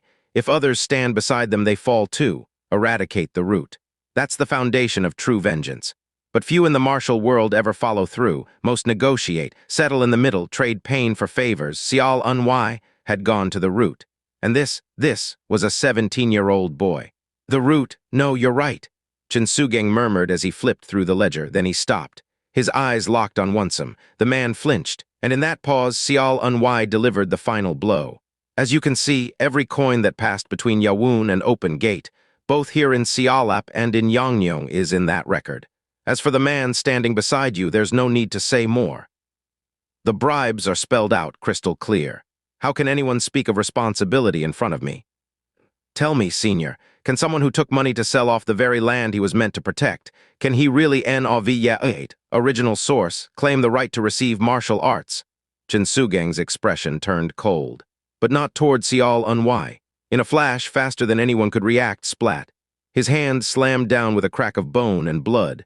Wonsum's skull shattered. The atmosphere snapped in an instant. Everyone froze except for Xiao Unwai and Commander Xiang. They had seen this coming. You're absolutely right. In fact, I agree completely. Open Gate beggars only receive martial arts because they've earned the right to do so. If someone without that qualification dares to take in martial arts, that isn't just a violation of natural order, it's treason against the heavens. So you killed him for that. Exactly. He soiled the name of Open Gate. Not just him. I'll be heading to Yongyong next to clean house there as well. Xiao Unwai watched him in silence for a moment, then accepted the ledger Shinsugang handed back. I plan to use this to lessen the burden of responsibility on Open Gate's side. Are you all right with that? Yes, that's more than acceptable.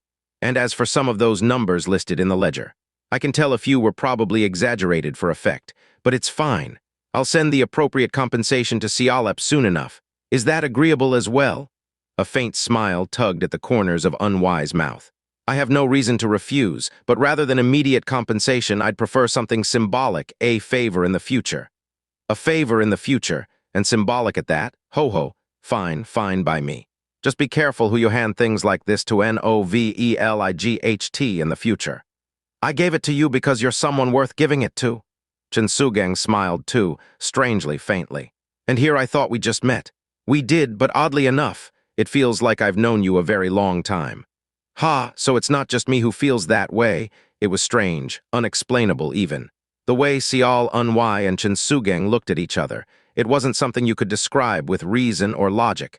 It felt more like fate. Senior, I may be the junior here, but would it be all right if I offered you a piece of advice? If it's from you, I'd like to hear it. A brilliant blade is always envied by its sheath, and the sharper it grows with time, the more that envy turns to jealousy. Shinsugang's eyes deepened. You know what comes of jealousy? A dagger in the pocket will eventually poke its way out, and when it does, it gets pulled out and discarded. Silence followed.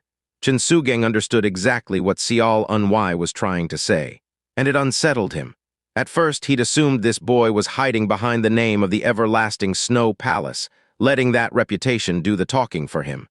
But the more they spoke, the clearer it became. There was no one standing behind Xiao Unwai. Not the palace, not his family, only himself, unshakable belief in his own path, a confidence so absolute it might be called arrogance. Yet his words carried weight, his presence command. Then let me ask something in return. Will you answer me honestly? Of course. Were you really that idiot branch lord everyone talked about? Xiao Unwai smiled again. Even a foolish tree will eventually blossom. Ha! The wind's getting cold. Please travel safely, Senior. A tree that survived the winter has now met the spring. That's what Xianxia said before he burst out laughing and left.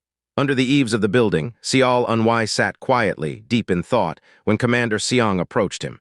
It was fortune itself that someone like Xianxia backed down so easily. Unwise chuckled lightly at that. Was I wrong, Commander Xiang? Yes, young master. It seems you don't quite understand. I'm not someone who puts their faith in fortune. What do you mean? There's a phrase, Chinmyong Soong, that the heavens respond brightly to the will of man. But to me, that sounds more like a given than a blessing. Isn't it true, though? Then let me ask you, where exactly is this heaven-sent fortune you're talking about? If you just sit and wait, does the sky reach down and save you? Young master, isn't that a bit harsh? Unwai laughed softly again. There's also Sunrajayan, the idea that things flow naturally when aligned with reason. But even reason is just a word created by man. True reason belongs to those who move, not to those who sit idle and pray for heaven's grace. Then, what do you think of destiny? Destiny, that's even simpler. It lives in the footsteps of those who move. Sitting still, hoping for fate or fortune, that's nothing more than an excuse. I don't wait for fate or fortune. I take one more step forward and create my own. He smiled faintly. The heavens help those who help themselves, don't you think? ... It's just hard to process, that's all. What is? You speak like someone who's already reached the martial god realm, but you're still only in the refined chi realm. The disconnect is intense. Unwise said nothing, he just smiled. Xianxia had made the right call. True, Unwise's sword still couldn't reach someone like Xianxia. And Xianxia's heart was still made of flesh and blood. No divine barrier shielded it. But even he sensed it. Unwise's spirit was unreachable, just like Unwise had sensed his strength.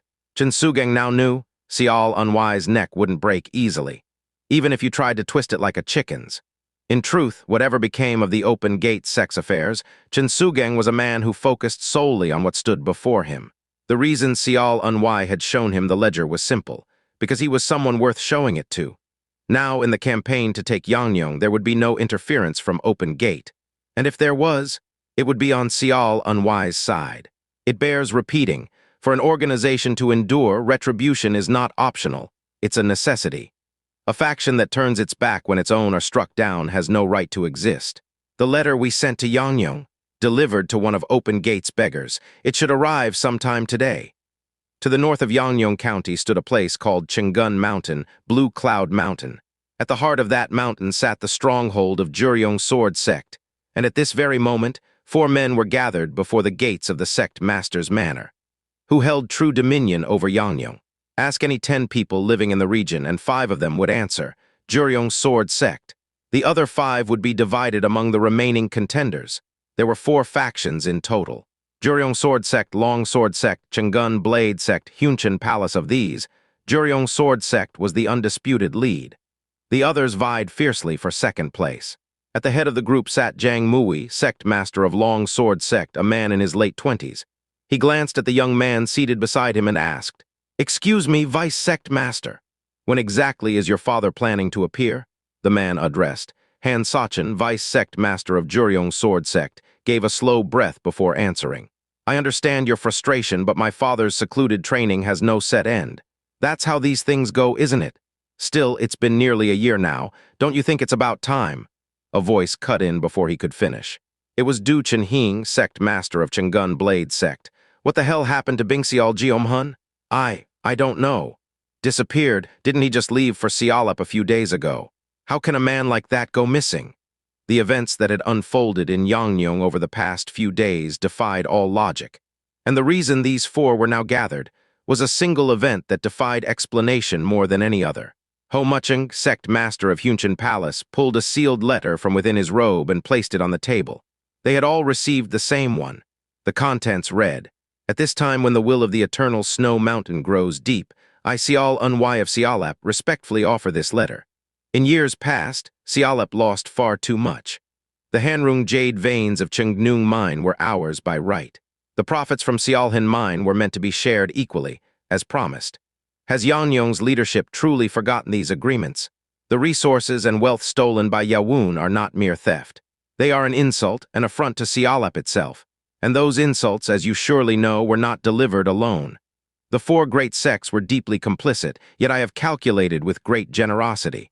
I priced the jade at its lowest. the spiritual resources and elixirs at minimum market value.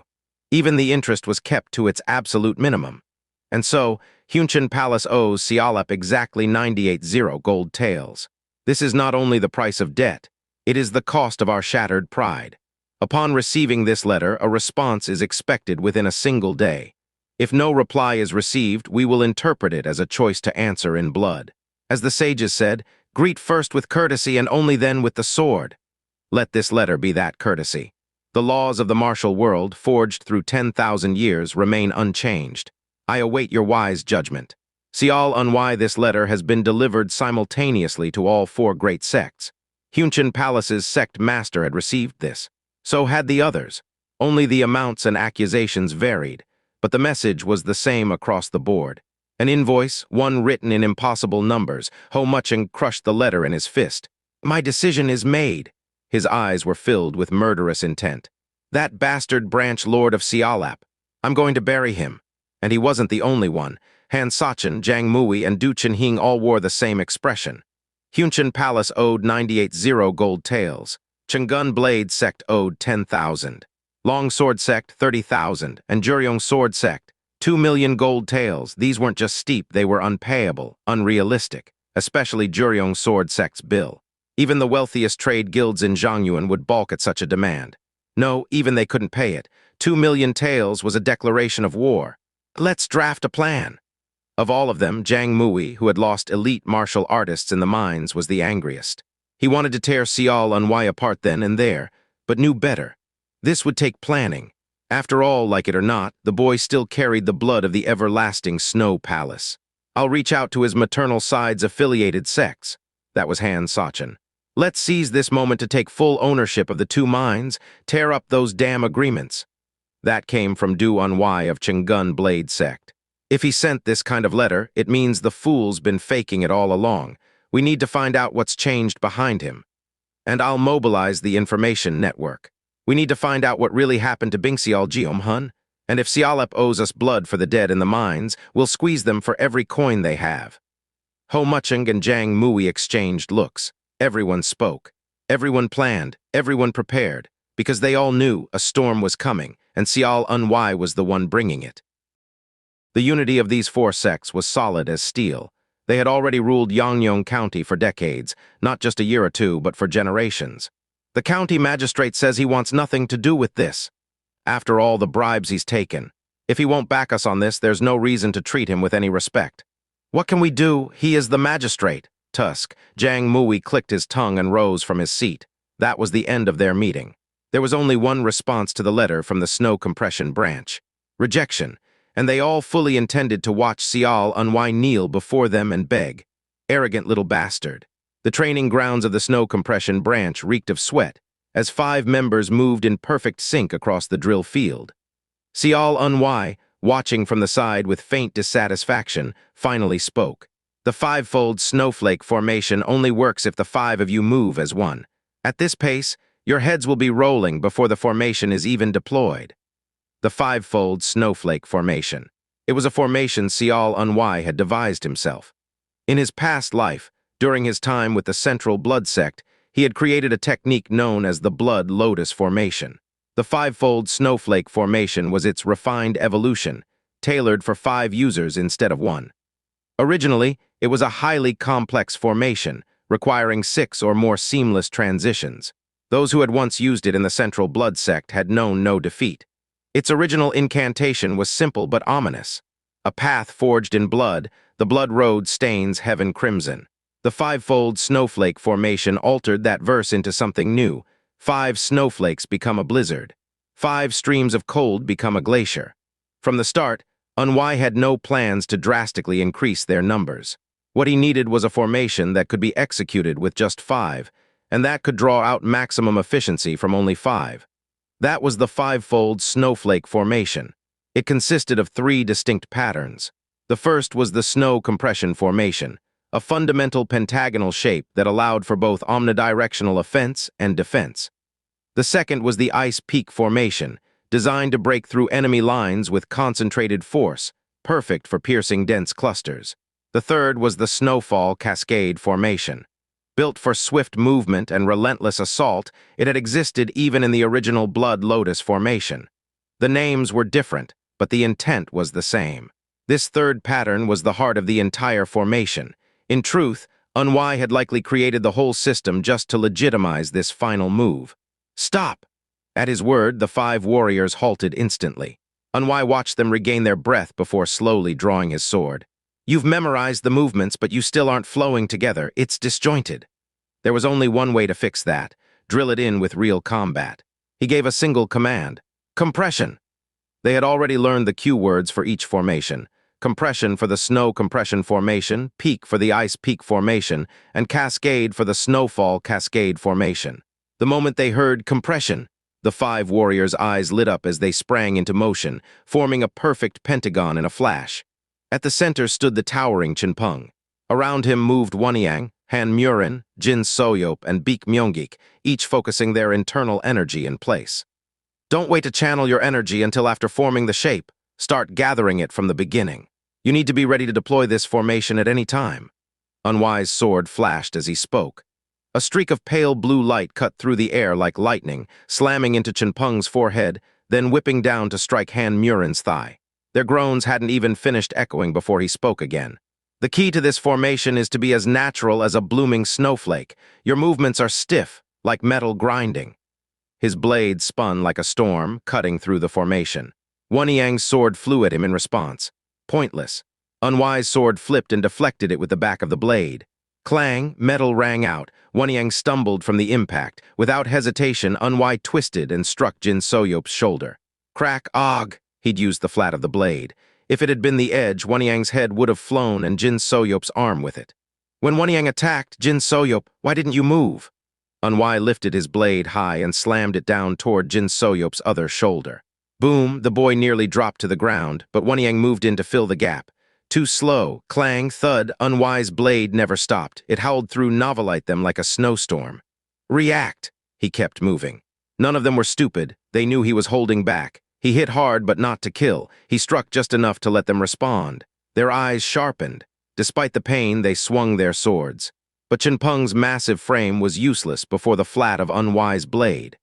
Han Murin, with his upbeat nature and erratic swordplay, managed to deflect a single strike. Jin Soyop, precise and analytical, did something strange. He used the sole of his foot to kick Unwai's sword flat away. Beek Myonggik, trained in traditional swordsmanship, blocked just once. They were adjusting, bit by bit. Finally, Chinpeng's blade knocked Unwai's to the side. In that instant, Wanyang lunged, his sword streaking toward Unwai's throat. Good. In a blink, Unwai vanished. Whoosh! Wanyang's blade slashed empty air. All 5 warriors looked up.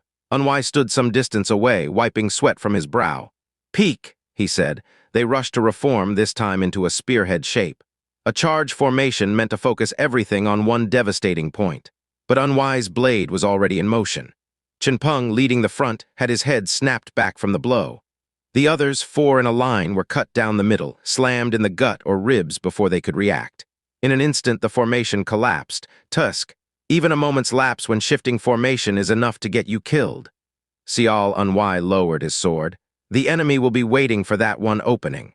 "Get up," the branch members, drenched in sweat, nodded and slowly rose to their feet. "Cascade!" It was the final formation. The 5 warriors charged forward like a crashing waterfall, attempting a chain assault. Blades blurred through the air, shadows weaving fast and tight. They were better than before, but still not good enough. With a single sweeping strike, Sial Unwai blocked all of their attacks at once. "HMPH." Lowering his sword, he muttered, "It's not good enough to be satisfied with." His gaze landed on the 5, panting and shaking. "But it's good enough to be useful." A faint smile spread across their exhausted faces. They understood what that meant. To hear even that much praise from Sial Unwai, it meant something fundamental had shifted. "Train until it's flawless." With a brief command, Unwai's eyes moved to Wanyang. He hadn't noticed it at first. But now, watching her fight and move, it was obvious. He hadn't asked why she was disguised as a man, but he could guess. It wasn't about talent. That much surprised him. This snow compression branch was remote, the edge of the world. Far from the central plains, yet not completely severed from them either. It was, what should he call it, a place for those who had fled the central plains but couldn't fully let it go. Rest for half a quarter hour. "Wanyang, you're coming with me." Still catching her breath, she nodded without a word. They walked to a secluded corner of the training grounds, silent, tucked away, almost forgotten. There were a few small chairs and a low table, likely meant for breaks. He dragged one over and sat down casually. Wanyang followed, her expression blank with confusion. She truly didn't seem to know why she'd been called out alone. He asked bluntly, "How long did you plan to keep hiding your identity?" At his words, she swallowed hard and answered in a small voice. "I wasn't planning to hide it forever. I'm sorry for deceiving you about my gender." He shook his head. That wasn't the point. In a quiet voice, he began reciting the incantation of a martial technique. "Observe the sword and see the heart clearly. Under the clear sky, reflection shines." The moment the incantation ended, Wanyang pointed a sword straight at his neck. It had to be addressed. He didn't fail to react. He simply chose not to. "How do you know that?" Her blade trembled and her eyes were filled with one thing: fear. What he had just spoken was the mantra of a long-destroyed noble household, one of the 5 great martial families. The Namgung clan's inner technique. What kind of family was the Namgung? In the ancient era, they stood shoulder to shoulder with the 9 sects and 1 school, arguably the foremost among the 5 great families. The name of that technique was the Clear Sky Sword Heart Mantra. He stared at her quietly, then raised a hand and gently touched the blade at his neck. "Your sword is shaking. When you drew it just now, that was the sharpest movement I've ever seen from you. And yet now it trembles. That means your heart has lost its anchor." Put it away. You won't use it anyway." As he quietly lowered his hand, Wanyang withdrew her sword as well. He had known for a while that she was a woman. Not once had he referred to her as one, though, because she clearly wanted to be seen as a man, but it was all too clumsy. Chinpeng's talent was decent, but the potential before him, Wanyang's, was something else entirely. And that potential was being suffocated by something as intangible as fear. What a waste. "How did you?" "No, I saw traces of the Namgung style in your movements." "What?" It would sound ridiculous to most people, but that only proved how far removed they were. To him, it wasn't just plausible, it was the truth, pure and simple. Back when he was in the Central Blood Sect, there was a madman. "What's your relation to Namgung Ho?" "He's my uncle." "And your parents?" "They're dead. So you came all the way out to these remote snowy mountains to escape his reach?" Yes, that explained a lot. He'd wondered why she bothered with the awkward male disguise. Namgung, of course. What kind of place was the Namgung clan? In the martial world, if someone bore the title of Sword King, Sword Emperor, or Sword Master, odds were 8 out of 10 they came from the Namgung clan. That's how deep their legacy with the sword ran. They were wiped out centuries ago, or so it was believed. Only Namgung Ho was thought to still carry the name forward. How much of Namgung's sword arts do you actually know? Only a few basic techniques. What about the Clear Sky Sword Heart Mantra and Clear Sky Sun and Moon Sword? I've learned the opening chants a little, but nothing beyond that. What I had recited earlier was the first incantation of the Clear Sky Sword Heart Mantra. I looked at Wanyang. She was clearly rattled. "Thinking of running away? If I stay here, something terrible will happen. Because the Central Blood Sect's claws might reach even this far?" "Yes," I laughed. "Why are you laughing? It's just so absurd." "Sorry," I casually crossed one leg over the other. "Wanyang, yes, I'm offering you a chance." "A chance? You've probably noticed I don't keep people close. The branch members are talented, sure, but none have your potential. I need someone who can act as my sword, someone who will move at my side. But if you take me in, you'll be making an enemy of the Central Blood Sect. Is that supposed to scare me? What? When you accept someone, you accept their burdens too. If death comes for me because of that person, then so be it. If I couldn't carry that weight, I'd never have accepted them to begin with." I wasn't joking. "That's how I live. If you choose to be mine and the Central Blood Sect comes to kill you, then I'll give everything I have to wipe them from existence. That's what it means to take responsibility." "My lord, make your decision." Wanyang thought long and hard. Then she shook her head. "I can't watch you or anyone else get hurt because of me. Even if I offered you the Clear Sky Sword Heart Mantra," her eyes trembled violently. "If you're a direct descendant and still couldn't learn Namgung's core techniques, it means Namgung Ho was deliberately holding you back. Your parents, were they killed by him?" "Yes, so he didn't lose your trail. He let you go. How do you know all this?" "I know the kind of man Namgung Ho is, and the disguise, dressing as a man, changing your name, should I call it a half-hearted disguise? Dropping only the Namgung and calling yourself Wanyang. That's not exactly subtle." It had been a guess, but her reaction confirmed it. Still, despite all this, her resolve hadn't wavered. If I stay, you'll be in danger, so will the others. That surprised me. I truly believed her yearning for the clear sky sword heart mantra was genuine, and yet she was willing to set it aside for others. Every martial artist has their contradictions. Call it duality, call it whatever you want. But someone like Wanyang, she probably falls on the good person side of that line, and she proved it with what she said next. I'm not much of a martial artist, but I know the worth of the techniques you've given me. I know you won't trust a mere promise not to spread them, so take one of my limbs if you must. You're asking me to let you go? Wanyang dropped to her knees. I know it's shameless, but I'm begging you. So you want me to spare your energy core? You planning to take revenge on Namgung-ho? Yes, I smirked. You've got talent, but your judgment could use work. Excuse me. Wouldn't it make more sense to stay with me, grow strong, and then take your revenge? Wanyang blinked, stunned. If you leave the branch, I can give you the incantation for the Sword Heart mantra. I might even throw in some elixirs, but once you're gone, what kind of life do you think you'll have? No one will be around to guide you. So what then? Go back to disguises and living off scraps, wasting years in novelite hiding. She hung her head and I uncrossed my legs. I wasn't a fool. I could see what was happening. I walked up to her and knelt on one knee, facing her directly. Are you really that afraid of the Central Blood Sect? She flinched when she realized how close I was, instinctively trying to step back. But I reached out and grabbed her shoulder. I asked if you're really that terrified of them. How could I not be? They're the Central Blood Sect, the collective embodiment of demons, the most powerful sect in the Central Plains. That's only true right now. A descendant of Namgung-ho. Not bad, Wanyang. Yes. This is the first and final offer I'll make. I won't repeat it. If you turn me down, I'll let you walk away. No guilt, no grudges. I won't send anyone after you. I won't track you down. I swear that on my name, understand. Wanyang, now serious, gave a firm nod. I continued.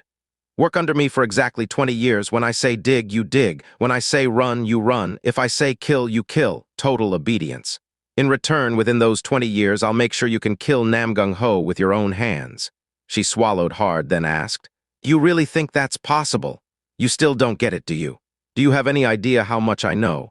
Han Chial's techniques, I mean no offense, but even if they're ranked as top tier, they're useless to me. The Sword Heart mantra is no different. Its true value, even among martial god-level arts, is near the bottom. What? The flow of the incantation is broken halfway? Let me be clear. There's another chant that follows. The clear sky sword heart mantra, you know, is only half of what it's supposed to be. Even incomplete, it's still valuable to most. But to call it the secret technique of a clan that once led the 5 great families, it's disgracefully shallow. Is that really true?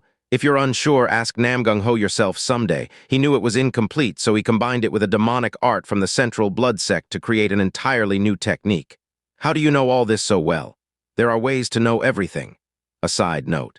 The technique Namgung-ho crafted that way had severe side effects. It granted explosive power in short bursts, but the backlash wrecked the meridians, requiring days of recovery at minimum. I've made my offer and said all I needed to. Now decide. Wanyang hesitated, then slowly rose to her feet and offered a respectful martial bow. I ask for your continued guidance and correction. Her eyes no longer wavered. Her body no longer trembled. Her mind was made up. Good, but you're still lacking. ... In what way? You're in the Radiant Heaven realm, correct? Yes, not bad for 18, but it's not enough. Ascend to the refined Chi realm as quickly as you can. I will, without fail. When you reach the 5 pillars of tempering, I'll give you the completed clear sky sword heart mantra. Until then, train with the heavenly image heart technique. Yes, I was about to wave her off, then paused, almost forgot something. No more disguising yourself as a man. From now on, you'll have your own quarters. Understood? Yes, go on. Wanyang returned to her training, and I was alone again. No, not alone. Looking up at the sky, I said quietly, if you have something to say, come out and say it. Footsteps behind me. Didn't need to turn to know, Commander Xiang. I heard you weren't the type to eavesdrop. I wasn't. Seems I've picked up some new habits lately. Commander Xiang approached in silence and stopped beside me. Are you truly going to make an enemy of the Central Blood Sect? I smirked. You're asking the wrong person. Excuse me. That question should be asked to the Central Blood Sect's leader, not me. There will be countless enemies along the path I walk. That's the nature of the martial world, but whether someone becomes my enemy or not, that's not up to me. Young master, one of my people wants revenge on Namgung-ho of the Central Blood Sect. What more reason do I need? Commander Xiang gave a strange, unreadable expression, then let out a long sigh. I honestly don't know anymore how long that confidence of yours will last. Then I'll have to live a long time. I glanced over with a smile. Any response from Yangyong? Not a single one. I sent 4 letters and got nothing back. That meant they'd made their choice, no more hesitation then. The justification was on my side. Yangyong was the debtor, I was the creditor. They refused to pay. That meant it was time to begin forced collection. Commander Xiang. Yes, young master. Summon xianxia of the Iron Mountain Sword sect. I looked across the yard where the branch members were sweating bullets, throwing themselves into formation drills. Tell them they have 5 more hours of training. After that, return to quarters and get some proper rest. That all? Also make sure they're supplied with resources to speed recovery. Understood. Speaking of that formation they're training with, if I may, it looks extraordinary if I compiled a report for the everlasting Snow Palace. Later. I see. There's still a lot to refine. Once I judge it complete, I'll submit it. Until then, don't rush. Commander Xiang scratched his head and asked in a quiet voice, Is it tonight? I didn't answer. I had clearly written 1 day in the letters I sent to Yangyong. In most cases, 1 day meant until midnight. That's right, midnight. Without a word, I rose from my seat. May I ask where you're going? To Yangyong. Alone? Xiao Unwai had never said it aloud, but he preferred moving alone. It had always been that way, even in his previous life. Even after joining the Central Blood Sect. Even after nurturing hundreds of martial artists in the 4 realms of heaven and earth. And dozens of monsters in the 5 realms of the martial god. That preference had never changed. Unless it was a full-scale war where entire strike units mobilized, at most he would take 1 or 2 companions. And even now, that habit remained unchanged. Do you wish to come with me? I would like to, but I know I'd only be a burden. You're right, as you are now, you would be. His words were cold, but if you looked deeper, they weren't heartless. If I grow stronger, would I be able to move alongside you? Perhaps, but after exhausting your body so brutally this morning, training again without resting will only slow your progress. Xiao Unwai had offered an opportunity, and Wanyang had accepted it. She no longer disguised herself as a man, and she doubled her usual training hours. Serving under Xiao Unwai was the opportunity of a lifetime. A slight touch would awaken techniques not only from Hanchial's martial arts, but even from the Namgung clan's inner arts. She had even created the 5-fold snowflake formation, something so rare that no one could have predicted it. The most astonishing was the formation itself. Martial arts and formation arts were similar in spirit but fundamentally different. They could never truly be the same. And with her, no clear limits could be guessed. Following him was the right decision. She could feel herself slowly becoming one with his path. Wanyang slowly took off the snow-white fur cloak she was wearing. Normally, warriors of the snowy mountains didn't wear only a single cloak. Over their black robes, they wore fur mantles made from white weasels or foxes, called snow-white fur cloaks. Once she fully removed it, she extended it toward Unwai. It keeps the warmth well, she said casually, but her voice trembled ever so slightly. So did her fingertips. Stretched out toward him, she didn't even know exactly why. Was it because she wanted to warm him, standing there in nothing but a black cloak under the freezing sky? Or was it simply because she served him? Unwai stared at it for a moment, then took the cloak. It still carried Wanyang's lingering warmth. Is it all right if it gets a little dirty? I don't mind, she answered calmly, but her eyes said otherwise. I'll make good use of it, he said, turning around without further word. The cold wind of the snowy mountain flapped the edges of his cloak. Wanyang gazed after him endlessly. The cloak, infused with her body heat, now draped over his back as if she herself were embracing him. Even after Unwai's figure disappeared from sight, her eyes remained fixed on that spot. Snow began to fall. She stayed there unmoving, until Unwai's fading footprints were finally swallowed by the snow. Quietly, the light snow soon turned into a blizzard. Whether this was a stroke of fortune or misfortune, Xiao Unwai didn't ponder it. Snowfall or no, he simply did what needed to be done. Past midnight, he stood atop the roof of an unnamed building. His eyes narrowed toward the large manor visible in the distance. The head of the Snow Compression Branch's Open Gate Division had provided all the information he requested, including the layouts of the 4 great sects compounds ruling Yangyong. The manor before him was the Chenggun Sword Gate. Its master was Du Chenhing, his martial level at the Samwa Meditation Hall stage. His deputy was Du Sagong at the Yang Radiance Appears stage. Though Sialap was small, Yangyong was not an enormous city either. Given the brutal climate, clear from the current blizzard, no proper sects would willingly settle here. Only one real concern remained: the Juriang sect, highest among the four great sects, served as the Martial Alliance's regional office. Yet Xiao Unwai didn't care. No, he wasn't even interested. The Martial Alliance? They were nothing. Snow rapidly accumulated on his snow-white fur cloak, covering him entirely. Yet he didn't move a muscle. What was Xiao Unwai's greatest strength? There were many, but if one had to choose, it was adaptability. Fighting Bing Xiaojiam. He had realized something important. It wasn't about some sudden, miraculous growth. Xiao Unwai's knowledge and experience were unparalleled. Even when his level had plummeted overnight, he adapted. And so he survived. Back then, Bing Xiaojiam was at the Samwa Meditation Hall stage, and Unwai was at Yang Radiance Appears. Unwai had to burn his blood to fight, leaving his body in tatters. But from that bitter experience, he had found ways to fight more aggressively, more efficiently. His experience was his deadliest weapon, maximizing it, never hesitating, executing instantly. When all these factors aligned, the results were unimaginable. And tonight, it would happen again. Before long, the lights inside the Chang'an Sword Gate began to extinguish one by one. Only 2 buildings remained lit. According to the intelligence he'd received, one was the Sect Master's Hall, and the other was the Medicine Hall. That was all he needed. Unwai's gaze shifted slightly.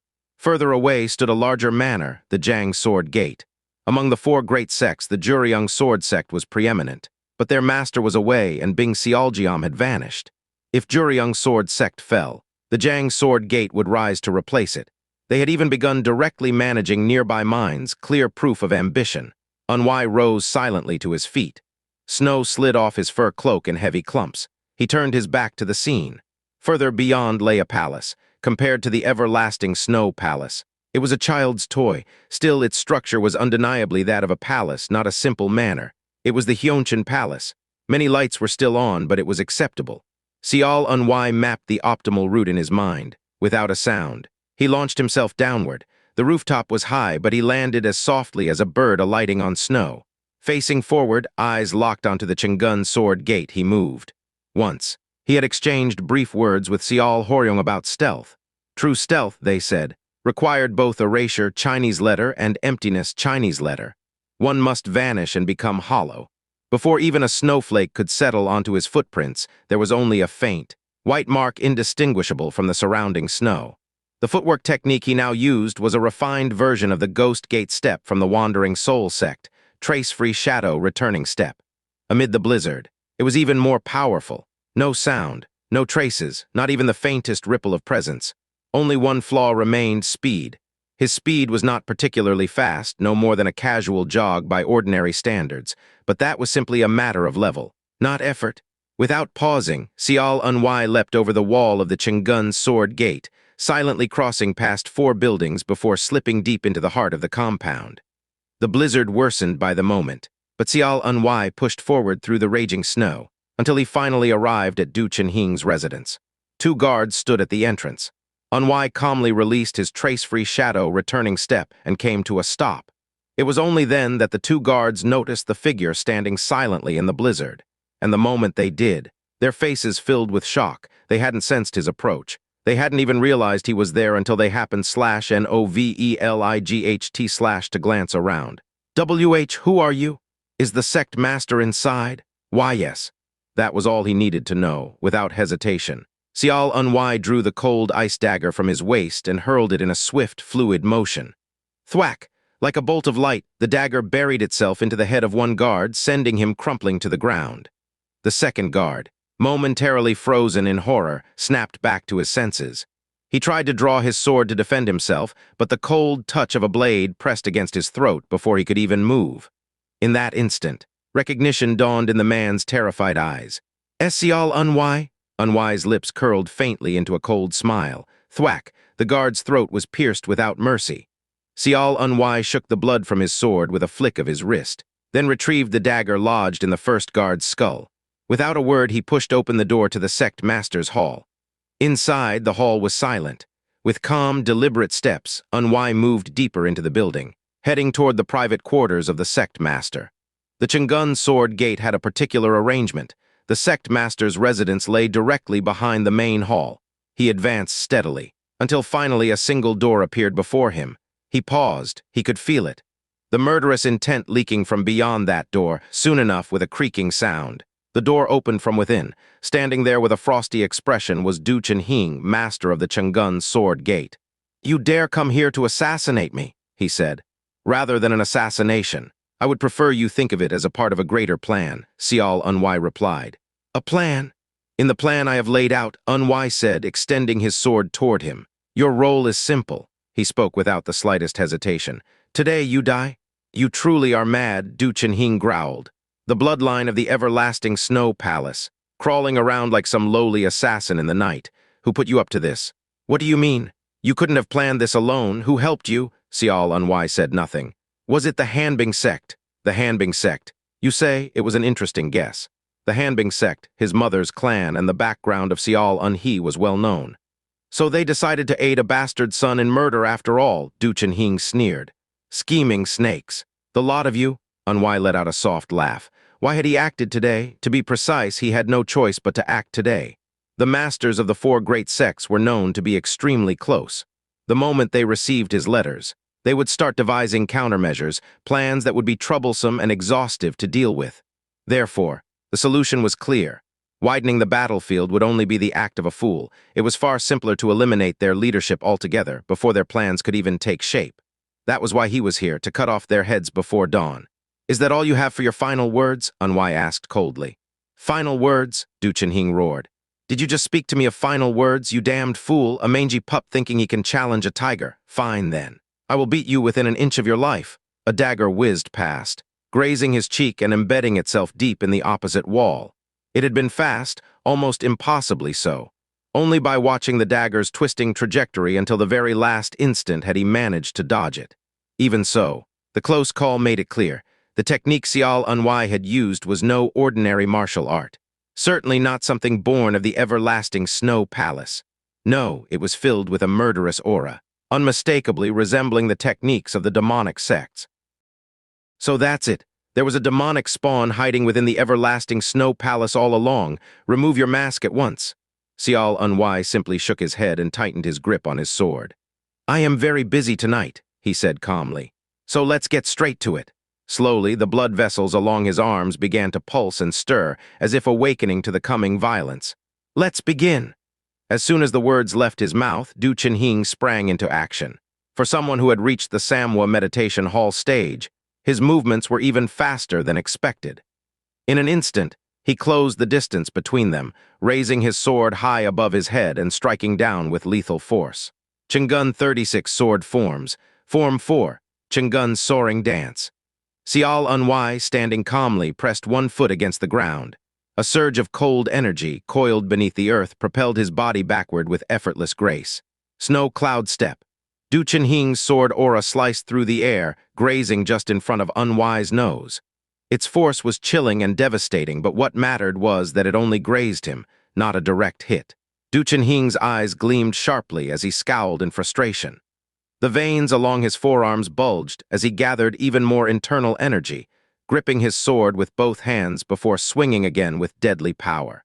Chang'un 36 Sword Forms. Form 13, Chang'un Mountain Crushing Strike. The sword aura, tinged with a brilliant blue light, swept through the chamber like a dragon ascending into the heavens. Scrolls hanging on the walls flapped violently and teacups crashed from the tables, shattering into countless shards. Yet Xiao Unwai still did not move. At least not his body.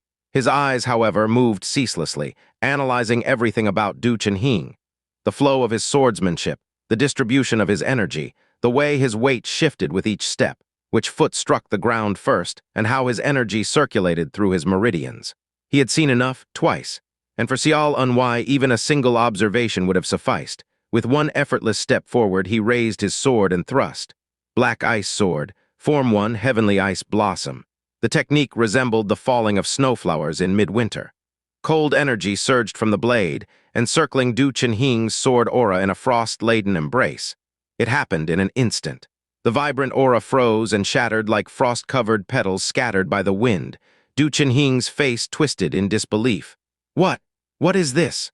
For an ordinary martial artist, this reaction was inevitable. How could someone at the Yang Radiance, Appear's stage, so easily neutralize the martial techniques of a Samwa meditation hall master? The difference in the density of energy, not to mention its volume, should have made such a thing impossible. Grinding his teeth, Du Chunhing resolved to unleash an even stronger attack. His internal energy surged upward like a rising tide. Chang'un 36 sword forms, Form 35, Chang'un domain severance. The sword aura poured down like a waterfall, tearing apart the very air itself. Condensed into a tangible force, the blue-tinged sword energy rained down with ferocious momentum. Yet even as the deadly aura fell, Xiao Unwai lifted his sword with a casual, almost languid grace. He had no need to summon his false void energy. Victory was not determined by the sheer quantity or quality of energy. It was decided by judgment, by understanding how the opponent's energy flowed through their meridians, how their techniques unfolded, and how to disrupt them at the critical moment. Xiao Unwai saw all of it with perfect clarity. Even a man fallen from the heavens could still mirror the sky. Among the countless sword strikes descending upon him, one shone brighter than the rest. Without hesitation, Xiao Unwai swung his sword toward that single point. Black Ice Sword. Form 2, 10,000-year snowfall cascade. The arc of his blade resembled a century's worth of accumulated snow cascading down all at once from a towering peak. Even as he met the full force of Du Chunhing's assault head-on, Unwai's sword dispersed the energy with the softness of water flowing around an immovable stone. It was not resistance, it was dispersion. One thread unraveled, and then the surrounding currents of energy collapsed in rapid succession. In that moment, Du Chunhing understood with horrifying clarity. Xiao Unwai's thin stream of internal energy had disrupted the flow at its weakest point, severing the technique at its root without effort. And once disrupted, the energy dispersed on its own, leaving Du Chunhing helpless to intervene. Such a feat was not easily described.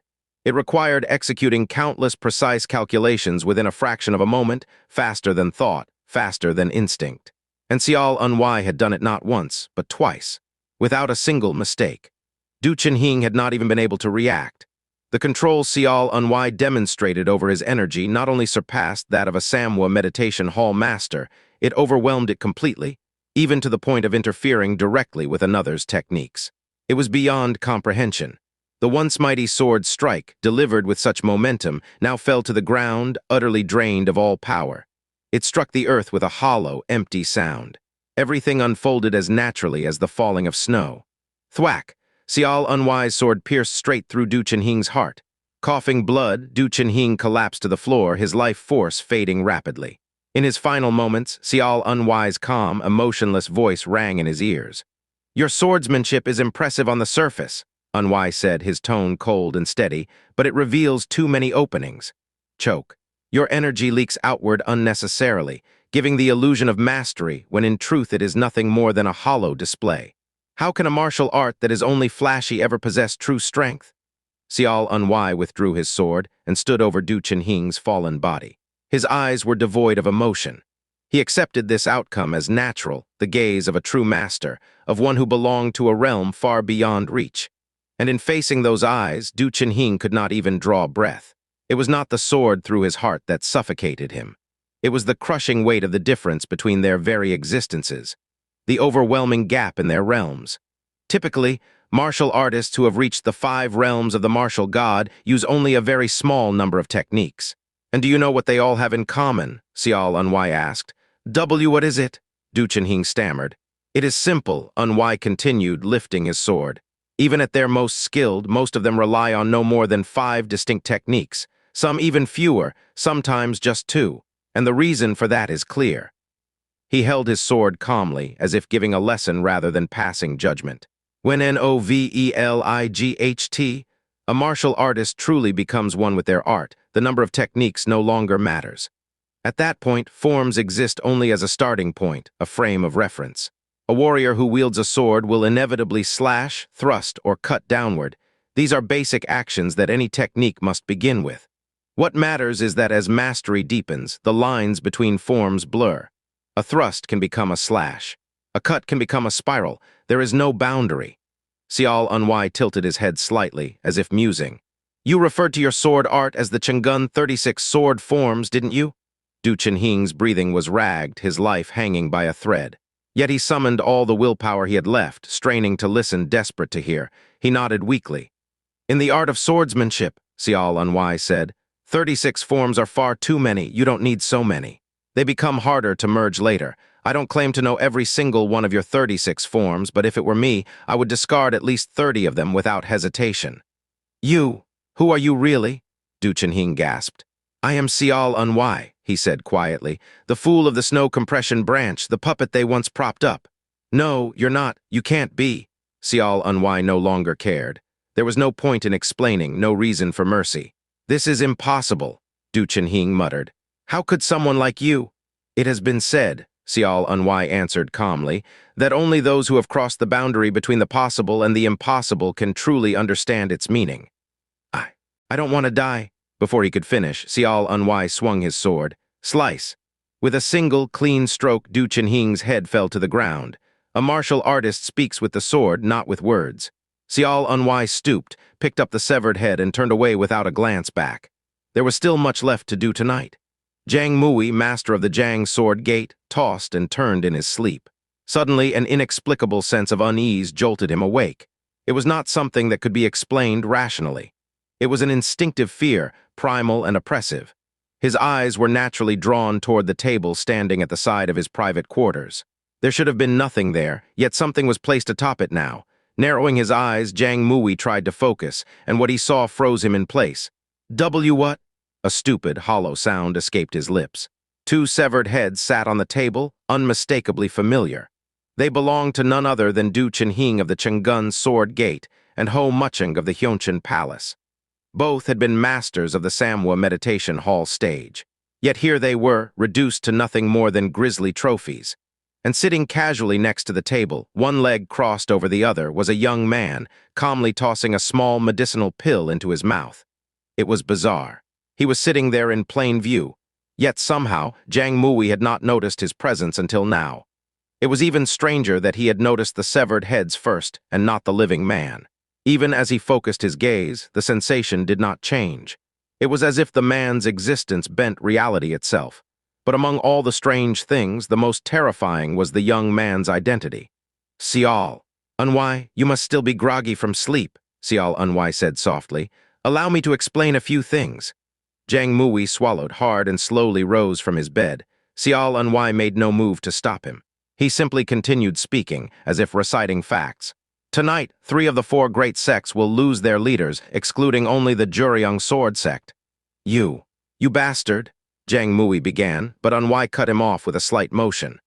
"I didn't bother with long conversations for the other 2, he said, nodding toward the heads of Du Chunhing and Ho Mucheng.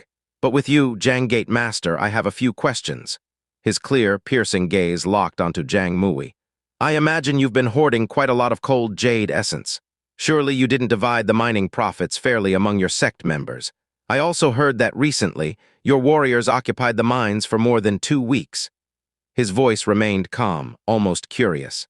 "I wonder," Xiao Unwai said, "where all that money went. Surely the silver you extracted must total thousands of nyang, yet on my way here I noticed something peculiar." He smiled faintly. "The buildings are grand, but your warriors' swords are chipped and their cloaks are worn and torn. Even their meals seem poor. It's clear you've been siphoning the profits for yourself. Isn't that right?" Jiang Mui said nothing. Instead, he reached for a sword resting in the corner. Xiao Unwai chuckled softly. "Judging by your expression, you must have something hidden away, something valuable, something meant not to be wielded but consumed when the time is right. An elixir, perhaps, not a weapon, not even armor." He let his voice trail off into a small laugh.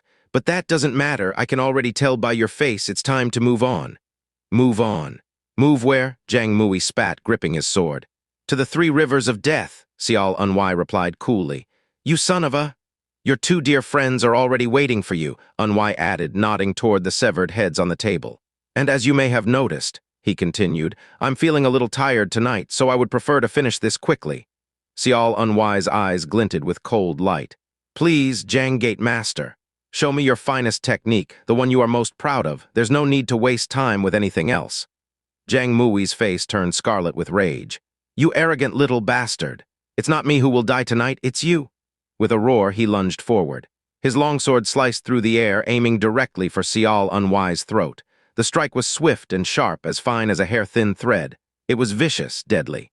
But Xiao Unwai merely tilted his head slightly to the side. The sword missed by a hair's breadth, severing a few strands of his hair which floated lazily through the air. The sight stunned Jiang Mui. Such a perfect evasion, using only the smallest of movements. He immediately withdrew his sword and swung again with all his strength. However, clang! Xiao Unwai's blade struck his mid-swing, deflecting it effortlessly. Jiang Mui stumbled back a few steps, the shock plain on his face. "You're justified in feeling confident. You mean me? That puppet has been putting on an act all this time, hasn't he? Does it seem that way to you? It does. You're no longer the fool we once knew, but it doesn't matter. No matter what you've done, you won't reach me." A faint smile rose on Xiao Unwai's lips. "Forgive me, but how many exchanges have passed for you to make such a judgment already?" That's what most people would call arrogance. Unlike before, Jiang Mui no longer reacted so easily. No longer seeing Xiao Unwai as a mere scarecrow, Jiang Mui now had to act like the true master of the Jiang Sword Gate.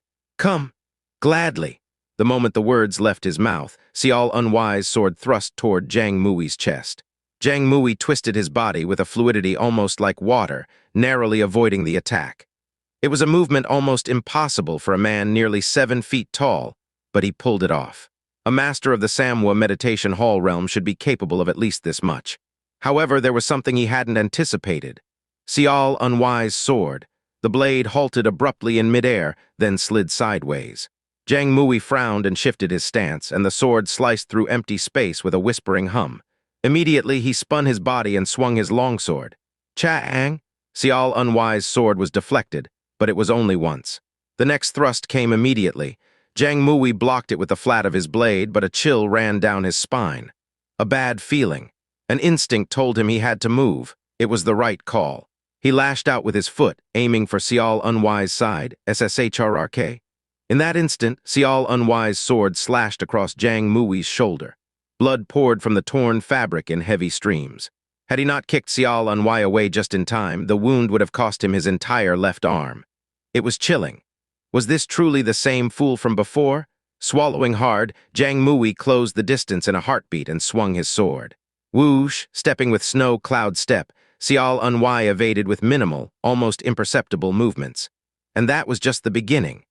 Jiang Mui's following strikes shattered the ground, tore the walls apart, and reduced luxury furnishings to rubble. Yet even amid that devastation, Xiao Unwai's movements remained smooth, efficient, not a single wasted motion.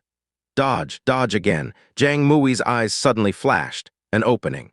Xiao Unwai, twisting his body mid-step, had exposed his abdomen. Without hesitation, Jiang Mui lunged. But whoosh! Once again, he struck only air. Xiao Unwai had already retreated far out of reach. The ghostly speed of it left Jiang Mui both impressed and, for the first time, faintly afraid. He tightened his grip on his sword. He had to press the attack. The boy was exhausted, that much was clear. If he kept the pressure up, gaps like the one just now would continue to appear. All he needed was to seize them. Yes, that was the way. He charged forward and thrust his sword toward Xiao Unwai's head. Xiao Unwai avoided it again, simply tilting his head aside. But Jiang Mui's eyes remained unwavering. It had been a feint. The true attack came the next moment. His foot shot out like lightning toward Xiao Unwai's knee, aiming to cripple his lower body. And then, KLANG, the deafening sound of steel against steel. Xiao Unwai's sword sheath had intercepted Jiang Mui's foot. He read it! At the same moment, a flash of light streaked across. Slash! Blood sprayed from Jiang Mui's right shoulder. Gritting his teeth, he twisted his body and swung his leg. Bam! Xiao Unwai's fist slammed into his shin. Yet the force behind the kick was stronger than expected. Xiao Unwai was knocked sideways, while Jiang Mui quickly pressed his wounded shoulder and staggered back 2 steps. Though brief, they had already exchanged dozens of attacks and defenses. The ground around them was littered with footprints and bloodstains. How entertaining! There was something uncanny about it. An undeniable difference in realms still separated them. Samwa Meditation Hall against Yang Radiance appears. And yet, in this short clash where neither had even used formal sword techniques, it was Jiang Mui who bled first. What made the difference? He shook his head. It didn't matter. It was time to unleash his strongest technique. Jiang Mui took another step back and his aura changed entirely. Xiao Unwai's eyes gleamed. At last, the moment he had been waiting for. Face this and remember the instant you die. Jiang Mui roared and charged, his longsword cleaving through the air. Long cloud heaven sundering sword, fifth form, soaring cloud piercing heaven. His sword body soared upward with the force of a spear that could pierce the sky itself. The pressure of his sword energy shredded the air around him. But by then, Xiao Ny was N-O-V-Y-L Yota GHT. Read the full story, already moving. Just before the technique could fully form, just before the gathered energy could collapse onto him. Xiao Ny's sword touched Jiang Mui's shoulder. Thunk! With a wet tear of flesh, Jiang Mui's shoulder split open. Gah! Jiang Mui staggered, but a grim smile twisted his lips. Sometimes one must sacrifice flesh to claim the bone. From their earlier exchanges, Jiang Mui had discerned Xiao Ny's habits. No matter the situation, he would always try to act quickly. Exhausted or not, faced with a technique like soaring cloud piercing heaven, which required time to unleash, he would inevitably attack during the build-up. And he had. This was the true art of battle. Seventh form, peerless heavenly cloud. Jiang Mui's second form exploded forth. His sword split the sky like a rending cloud, the energy pouring down like a waterfall. It took only half the time to unfold compared to the previous technique. At this rate, Xiao Ny's body would be shredded to pieces. But at that moment, Xiao Ny's eyes flared. Clouds flow from east to west. Waterfalls fall from high to low. His sword moved. A single line of swordlight pierced through the cascading waterfall of energy, threading through like a needle through a tiny eye. Xiao Ny's sword did not aim at Jiang Mui. It pierced the very heart of the energy Jiang Mui had unleashed. The principle was simple. What happens when a mass of gathered energy loses its core? Boom! It exploded.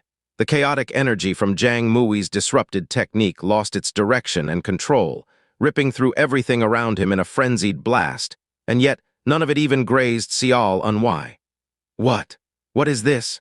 Realizing the true meaning of what had just happened, Jiang Mui was overwhelmed with shock and could do nothing to stop the next attack. Slice! With the sickening sound of flesh tearing, Jiang Mui's right arm, still clutching his longsword, was severed cleanly from the shoulder.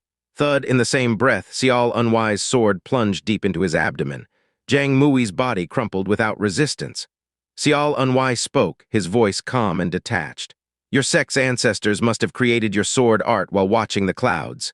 There was no anger or mockery in his tone. It was simply a statement. But clouds follow the wind, and the wind follows natural law. How? How can someone barely at the stage of Yang radiance appears, dismantle my techniques, a master of the Samwa meditation hall? I've seen similar martial arts before. Impossible. The long cloud heaven sundering sword exists only within our Jiang sword gate. Did you really believe that sword arts inspired by clouds existed solely in your sect?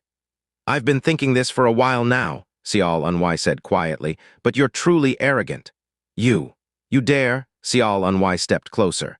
For years, you exploited the snow compression branch and played with me as if I were a toy. Jiang Mui glared at him, bloodshot eyes full of hatred. What did you buy with all the money you extorted from Xialap? The question, thought to have been settled earlier, struck Jiang Mui off guard once again. There's no such thing. He could have easily extracted the truth through torture, but there was no need. No, more precisely, there was no point. Because just now, even without meaning to, Jiang Mui's body had already betrayed a reaction. Xiao Ny could already guess where it was hidden. But more importantly, suddenly remembered something. A great sage once said, first deal with others through courtesy and only afterward by force. Shut your mouth, I don't want to hear it. Xiao Ny ignored him. The one who repays kindness with betrayal will be judged by the heavens, and the one who forsakes duty will be judged by man. Master Jiang, if you etch those words deep into your heart, perhaps death will not feel so unjust. Who the hell was that sage? I've never heard such nonsense in my life.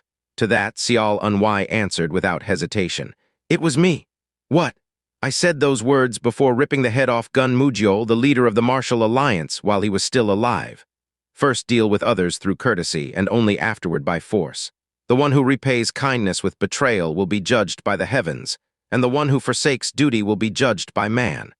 Lastly, leave this world like a warrior who defined an era. Gun Mujio had praised those words as wise and admirable, and Xiao Ny had responded by tearing his head clean off, just as he did now. Xiao Ny's hand closed around Jiang Mui's throat. Xiao Ny had moved silently. The heavy blizzard worked in his favor, muffling his steps even further. As a result, News traveled slowly. At the exact moment Xiao Unwai was dueling Jiang Mui, word spread, the heads of Chenggun Sword Gate and Hyuncheon Palace had already been slain. And now Jiang Mui was dead too. In the blink of an eye, 3 of the 4 great houses had lost their leaders.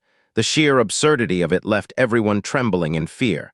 What kind of assassin could accomplish this? What level of monster could slay 3 masters of the Samwa Meditation Hall realm in such a short span? It was natural to be terrified. And the one most paralyzed by fear was Han Sochen, the acting sect master of the Juryung Sword Gate. He was terrified. There was no doubt who was responsible for this massacre, Xiao Unwai. Who else could it possibly be? Xiao Unwai had never cared about money. While other sects might have negotiated, the Juryung Sword Gate had demanded 2 million gold taels. Not silver taels, gold. 2 million gold taels could buy an entire city and still leave enough to spare. If the Juryung Sword Gate had possessed such wealth, they would have long since abandoned this rural backwater and marched into Zhangyuan proper. And in the letter he received yesterday, Xiao Unwai had given them exactly 1 day. Now, just past midnight, the slaughter had begun, everything fit perfectly. Now only Han Sochen remained. Acting Master, please don't worry too much. Han Sochen turned at the voice. It was Hwang So-pyong, the leader of the Juryung Sword Gate's Sword Spirit Corps, known as the Soaring Light Sword. He, too, was a master of the Samwa Meditation Hall realm. If Bing Xiaojian, the Snow Crystal Sword, was the strongest martial artist aside from the sect master, then Hwang So-pyong was second. Surely that man has some reason. After all, now that word of the assassinations has spread throughout the land, he wouldn't be foolish enough to attempt another strike tonight. Besides, my elite sword spirit corps, and I will be taking turns guarding you personally. Those words offered a sliver of comfort. From the perspective of an assassin, if one had to infiltrate the Juryung Sword Gate right now, where would they strike? There were only 3 possible entry points into the Juryung Sword Gate. The first was the canyon leading directly to the main gate. However, with less than 2 hours having passed since the murder of 3 sect masters, more than 100 warriors were standing there, forming an ironclad defense. The second was the rear mountain behind the Juryung Sword Gate, a steep cliff stretching 1,000 spans high, renowned as one of the most breathtaking sights in Yangnyong County. Even under normal circumstances, 50 elite warriors guarded it. Now in this crisis, their number had likely doubled. And finally, the third, a subterranean waterway running beneath the eastern wall. It was an old channel, built 100 years ago to divert mountain water when the Juryung Sword Gate was first founded. Unlike the other areas, only 5 warriors patrolled it. Why so few? Because no one considered it a realistic point of infiltration. Only an idiot would try it. The sect master's residence, where Han Sochen currently was located far from the drainage outlet. Anyone serious about infiltration would either storm the front or attempt the cliffs. No one would be stupid enough to come through the third route. And yet, Xiao Unwai chose the third. While everyone's attention was focused on the front gate and the rear cliffs, a single shadow slipped silently beneath the eastern wall. It was Xiao Unwai. His steps were utterly soundless, as if walking on clouds. No one could detect the stealth of trace-free shadow returning step. Thus, he strolled leisurely into the inner grounds, encountering the first patrol squad at the edge of the rear courtyard. Releasing his stealth, he drew the sword from his hip. Who goes there? The 8 warriors cried out, and then they saw it. A sword, gleaming white under the moonlight, descending through the heavy snowfall. And that sword was rapidly closing the distance. The first strike aimed for the throat of the foremost guard. With a wet slicing sound, the man's head launched into the sky. Next, the warrior standing beside him. Slash. Once again, the target was the neck. Blood erupted in a geyser even before the severed head hit the ground. Xiao Unwai's sword was already moving toward the next target. Xiao. The third warrior tried to shout, but his voice was cut off midway. Xiao Unwai's sword pierced his chest, twisting as it exited, dragging the man's heart out along the blade. The remaining warriors lunged at once, swords flashing. But in Xiao Unwai's eyes, their every move was laid bare. Stepping lightly with snow cloud step, he moved between their attacks with an almost lazy grace. Slash. The fourth warrior's arms were severed at the shoulders. Slice. The fifth was cleaved in half at the waist. Crack. The sixth's neck shattered under a blow from Xiao Unwai's sword sheath. The courtyard was drenched in blood. The last 3 warriors were frozen, terror written across their faces. Run, as they turned their backs, Xiao Unwai's killing intent surged. He charged, sweeping his sword in a great arc. Heavenly ice blossom. 3 heads flew into the night sky at once. Flicking the blood from his sword, xianxia resumed walking. Along the way, he encountered 2 more patrols, but he simply ignored them. He advanced without hesitation toward the sect master's residence, where Han Sochin awaited and soon arrived. At the entrance, 3 men stood guard. xianxia charged immediately, even before they could fully turn, slash. One man's head soared skyward, stab. Another's heart was pierced through. Clang. The third barely managed to deflect xianxia's blade, but he couldn't stop the follow-up kick that shattered his heart. Crack. Gulug. As the fallen warrior clutched his broken chest, slash, xianxia calmly beheaded him. Lifting his gaze, he stared at the door ahead. He moved forward and pushed it open. In that instant, a sharp streak of sword light shot out from the gap. xianxia twisted his body, spinning backward to dodge. The air where the sword light had passed was torn apart. A low chuckle echoed. As the door swung fully open, a man stepped out. The sword in his hand gleamed blue under the moonlight. So the illegitimate son of the everlasting Snow Palace has stooped to playing assassin now. How wretched this world has become. xianxia, recognizing him from the intel obtained through the open gate sect, muttered his name quietly. xianxia, the soaring light sword, leader of the Sword Spirit Corps, a master of the Samwa Meditation Hall realm. I had planned to kill you eventually, but it seems you're impatient to meet your end tonight. Ha! You arrogant fool, failing in your assassination, and yet spouting such drivel instead of begging for your life. Failure? A dry laugh escaped xianxia's lips. Unfortunately for you, I don't attempt actions doomed to fail.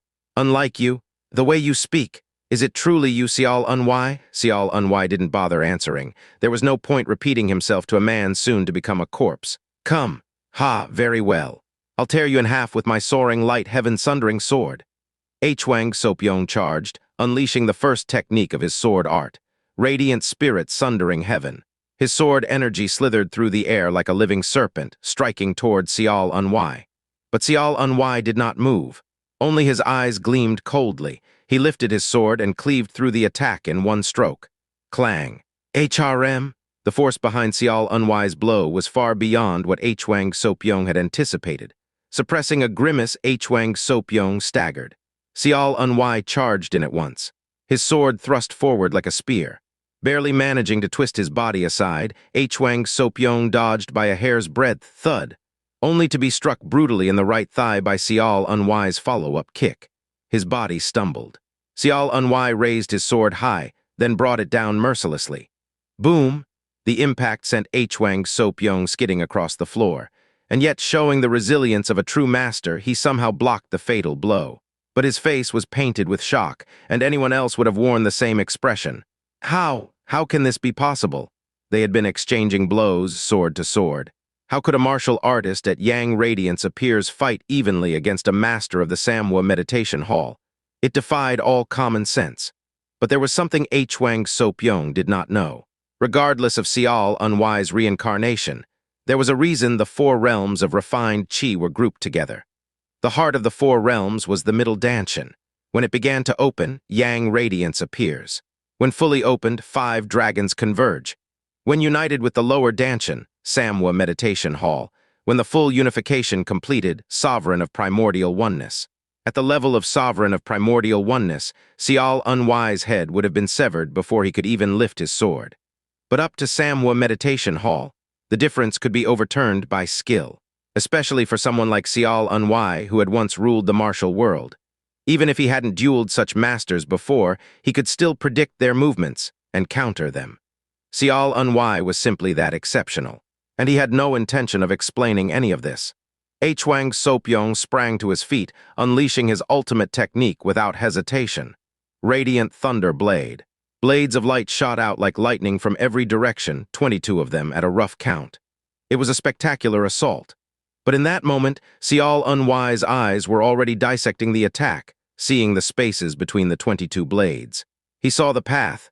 There were 4 paths xianxia could take to slip through the 22 sword beams and reach xianxia. He didn't hesitate.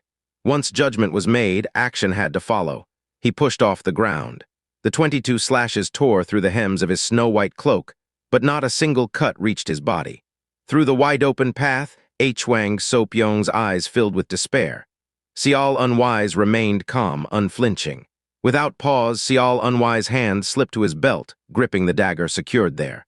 Flashing void single thorn technique, the dagger shot forward at lightning speed. Thunk! It buried itself precisely in Xianxia's throat. Xiao Unwise twisted the handle, snapping the man's cervical spine, and then wrenched the blade free. Leaving Xianxia's collapsing corpse behind, Xiao Unwise walked on. Inside the residence, a faint sound of movement stirred, the small, terrified scuffle of a man too afraid to breathe. Xiao Unwise didn't miss it. He approached. There, cowering and trembling, was Han Sochin. Please. Please spare me." But no plea could slow Xiao Unwise's steps. Soon he stood before Han Sochin, gazing down at him with quiet, indifferent eyes. "Is Han Jiangguang still shut away in seclusion?" "Why, yes. Yes, he is. You'll be seeing your father very soon." "What?" Flashing void single thorn technique. Xiao Unwise's dagger struck mercilessly. The blade pierced Han Sochin's throat. Desperately, Han Sochin grabbed at Xiao Unwise with trembling hands, clinging to life.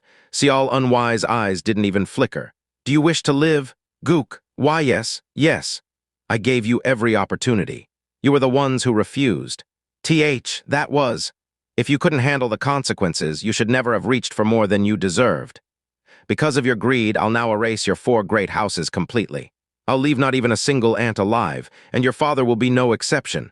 Please. Too late." Xiao Unwise twisted the dagger.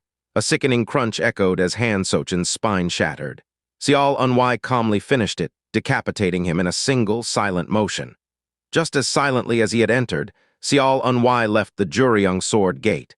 He returned to the drainage channel he had used to infiltrate, retrieved the 3 heads he had hidden there, and made his way back to Xialap. It had all unfolded within the span of just 2 hours since Xiao Unwise first set foot in Yangyong County. The blizzard raged on, as if a hole had been torn in the sky itself, showing no signs of letting up. Yet there was someone waiting for him at Xialap. Beneath the eaves, hugging her knees tightly to her chest, a young woman slowly lifted her head. "You waited!" It was Xiao Unwise. At the sound of his voice, Wanyang's face lit up in a bright smile. "Yes, I waited, but, about your trip," her words trailed off. Not because of fear, but because she had just caught sight of what Xiao Unwise was holding. 4 severed heads swinging in his right hand. Her eyes widened, her mouth falling open in stunned silence. "You recognize them, I see?" How could I not? They're the sect masters of the 4 great houses. And the acting master." Xiao Unwise set the heads down on the ground, speaking quietly. "Commander Xiang." As if waiting for his cue, a man emerged from the shadows. It was Commander Xiang. Clearly, Wanyang had no original source, idea he had been there all along, and she jumped again in fright but didn't interrupt. "Bring the white tiger heavenly garments." "Yes, young master." Commander Xiang immediately entered and brought back a pristine set of the white tiger heavenly garments. And Unwise, receiving it with his blood-free hand, draped it over Wanyang's shoulders. "Ah, you really didn't have to? How long have you been here?" Commander Xiang answered that question. "I've been here ever since you left, young master." The current time was around the middle of Inchi, 3 a.m. to 5 a.m. It had taken Unwise about 1 Jin, 2 hours, to finish his work in Yangyong County, including the time spent traveling and the delay caused by the heavy snowfall on the way back. "So you've been here for nearly 4 Jin," Unwise murmured quietly as he gazed at Wanyang. "Commander Xiang." "Yes, young master. Prepare 4 boxes and place the severed heads in them." "Yes." "Understood. And Wanyang, you follow me." There was no time for her to even ask where they were going. "We're heading to the training ground." Commander Xiang looked like he wanted to stop him, thinking it was too much for someone already clearly exhausted, but gave up when he saw Unwise shake his head. Commander Xiang knew. Since his return, Unwise's stubbornness had grown to unimaginable levels. On the way to the training ground, Wanyang kept trying to dissuade me, saying it was fine that we could train later. It was clear she said it because, even outwardly, I looked severely fatigued and obviously needed rest. But I couldn't leave it alone. In my judgment, at least from the sharpened sense I had right now, Wanyang was right on the verge of stepping into the 4 realms of refined qi. This had to be pushed through. At the training ground, bathed in moonlight, Wanyang, wearing the white tiger heavenly garments, seemed very burdened by the attire she had on, but it was fine. "It's just clothing after all." "But this is clothing that only polar bloodline successors like you should wear. It's merely a formality." Even if you weren't wearing the white tiger heavenly garments, the fact that you're a polar bloodline successor wouldn't change. Besides, I was the one who borrowed your clothes first and they ended up as rags. Returning rags would not be the proper thing for a person to do, so keep wearing it until tomorrow. Young master. And then, are you confused? What are you referring to? I'm talking about your current state standing at the end of the celestial cycle realm. Ah, so that's what you meant. Yes. I'm confused right now. Maybe it was the weather, but Wanyang's breathing was strangely rough. Steady your breath. At my words, she took a deep breath and began to calm herself. Having reached the final stage of the celestial cycle realm, she was number NOVYALIGHT number now ready. Your middle dantian is about to open. Quietly, only my voice echoed across the training ground. Staring at Wanyang, whose eyes widened, I continued calmly. Your internal energy is already sufficient. I slowly circled around her. To move from the final stage of the celestial cycle realm to the twin radiance manifestation, it's not about accumulating more internal energy. I approached Wanyang. Then I extended my right hand and placed it firmly over the center of her solar plexus. Looking at her blushing face, I spoke briefly. Focus. Yes. My energy penetrated her body. Can you feel it? Yes. Your internal energy is swirling around your middle dantian like a guest knocking on a door, but that door doesn't open from the outside. As soon as I finished speaking, Wanyang's breathing quickened, as if she was concentrating all her senses inward. Inside her body, her internal energy slowly began to swirl. It was an incredibly pure flow of energy. Until now, you've been accumulating internal energy, but the four realms of refined qi is different. It's not about accumulation, it's about realization.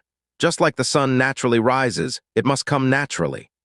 The chill radiating from my hand seeped into Wanyang's body, stimulating her internal energy. The middle dantian is already within you. You simply haven't seen it yet. Close your eyes. Feel the path your internal energy flows. Wanyang closed her eyes. Her consciousness began to follow the flow of her internal energy. Until now, your internal energy has only been rising upward. But true realization begins from descending, just like water flowing from high to low. As my words continued, Wanyang's internal energy gradually began to change. The energy that had only been surging upward now started to flow downward as well. You truly are quick to learn. That's right. Feel the rise and fall, the cycle. Twin radiance manifestation begins where the two lights meet. Wu Wang. A special resonance began to emanate from Wanyang's body. Her middle dantian had started to open. Can you see it now? At my quiet voice, Wanyang nodded silently. I continued without stopping. Those who reach the four realms of refined qi can wield great power even with small amounts of internal energy. The middle dantian is not merely a source of strength. It is the starting point of transformation. Tears welled up at the corners of Wanyang's eyes. They were not tears of pain, but tears of realization. Yes, feel it. This is the beginning of the four realms of refined qi. Without anyone telling her, Wanyang sat down cross-legged on the spot. As she closed her eyes and began to regulate her energy, a distinct light started to leak from her body. It was a signal that she had entered the threshold of twin radiance manifestation. As I quietly watched over her, someone approached and held an umbrella over me. It was Commander Xiang. You went a little far this time, young master. I don't feel that way at all. Are you really going to see this through to the end? I chuckled. What exactly are you so worried about, Commander Xiang? Everything. I appreciate the sentiment, but you're worrying unnecessarily. The severed heads, I placed them in the 4 boxes you ordered. I nodded. Soon, Han Jianguang will break free from his seclusion. He will. By today, all the warriors of the 4 great sects will gather and march on Sialap. That's how it'll be. Han Jianguang is a master of the Ogi formation. If he emerges from seclusion, he will have fully matured his true elixir field. I just laughed. Are you worried? Wouldn't it be strange if I weren't? Then don't worry. The things I do may seem insane, but this is the path I've chosen. Understood. Please get some rest then. You look extremely exhausted. I spoke before he could finish. Wanyang looks cold. Since it seems you have nothing else to do anyway, I'd like you to keep the snow from piling up. If I do that, will you rest immediately? I will. Understood. Commander Xiang stood next to Wanyang holding the umbrella. I turned around and headed toward the armory located in the corner of the training ground. I sat down at the entrance and leaned my back against a pillar. Who? My whole body felt sluggish. Commander Xiang. Yes, young master. I want to write a letter. Do you have a brush and paper? Shall I fetch them? I nodded, and Commander Xiang planted the umbrella into the ground and vanished from the spot. With a soft sound, his body disappeared completely from view, and before I could even count to 5, he appeared before me. Here they are. I took them and immediately scribbled something onto the paper, then handed it back to Commander Xiang. At dawn, deliver this to the 4 great sects. Shall I use the open gate sect? I nodded. Understood. Commander Xiang returned to where Wanyang was and picked up the umbrella lying on the ground. It was almost the exact same scene as before. I felt a bit sorry. With power like his, all he could do was act as a bodyguard. When I smiled faintly, Commander Xiang gave a slightly awkward smile in return. I then pulled out a small box from inside my robes. Before I killed Jiang Mui, I had asked him, what had he bought with all the money he had embezzled? At that moment, Jiang Mui had reacted. Unconsciously, he had glanced at his own chest. So when I severed his head, I searched his chest. And that was where I found this. When I opened the box, there was a tiny glass bottle inside. It contained a small amount of opaque liquid, barely enough for 2 drops. Commander Xiang, who had been watching me from a distance, opened his mouth wide in shock. It was understandable, because this was the famous empty clear stone milk. Why, young master, that's SHH? Commander Xiang was standing close to Wanyang, and if he spoke too loudly, it could affect her. I quietly lifted the glass bottle. What is empty clear stone milk? First of all, it's an elixir. An elixir with 2 effects. The first, immediate recovery from fatigue and circulation of internal energy.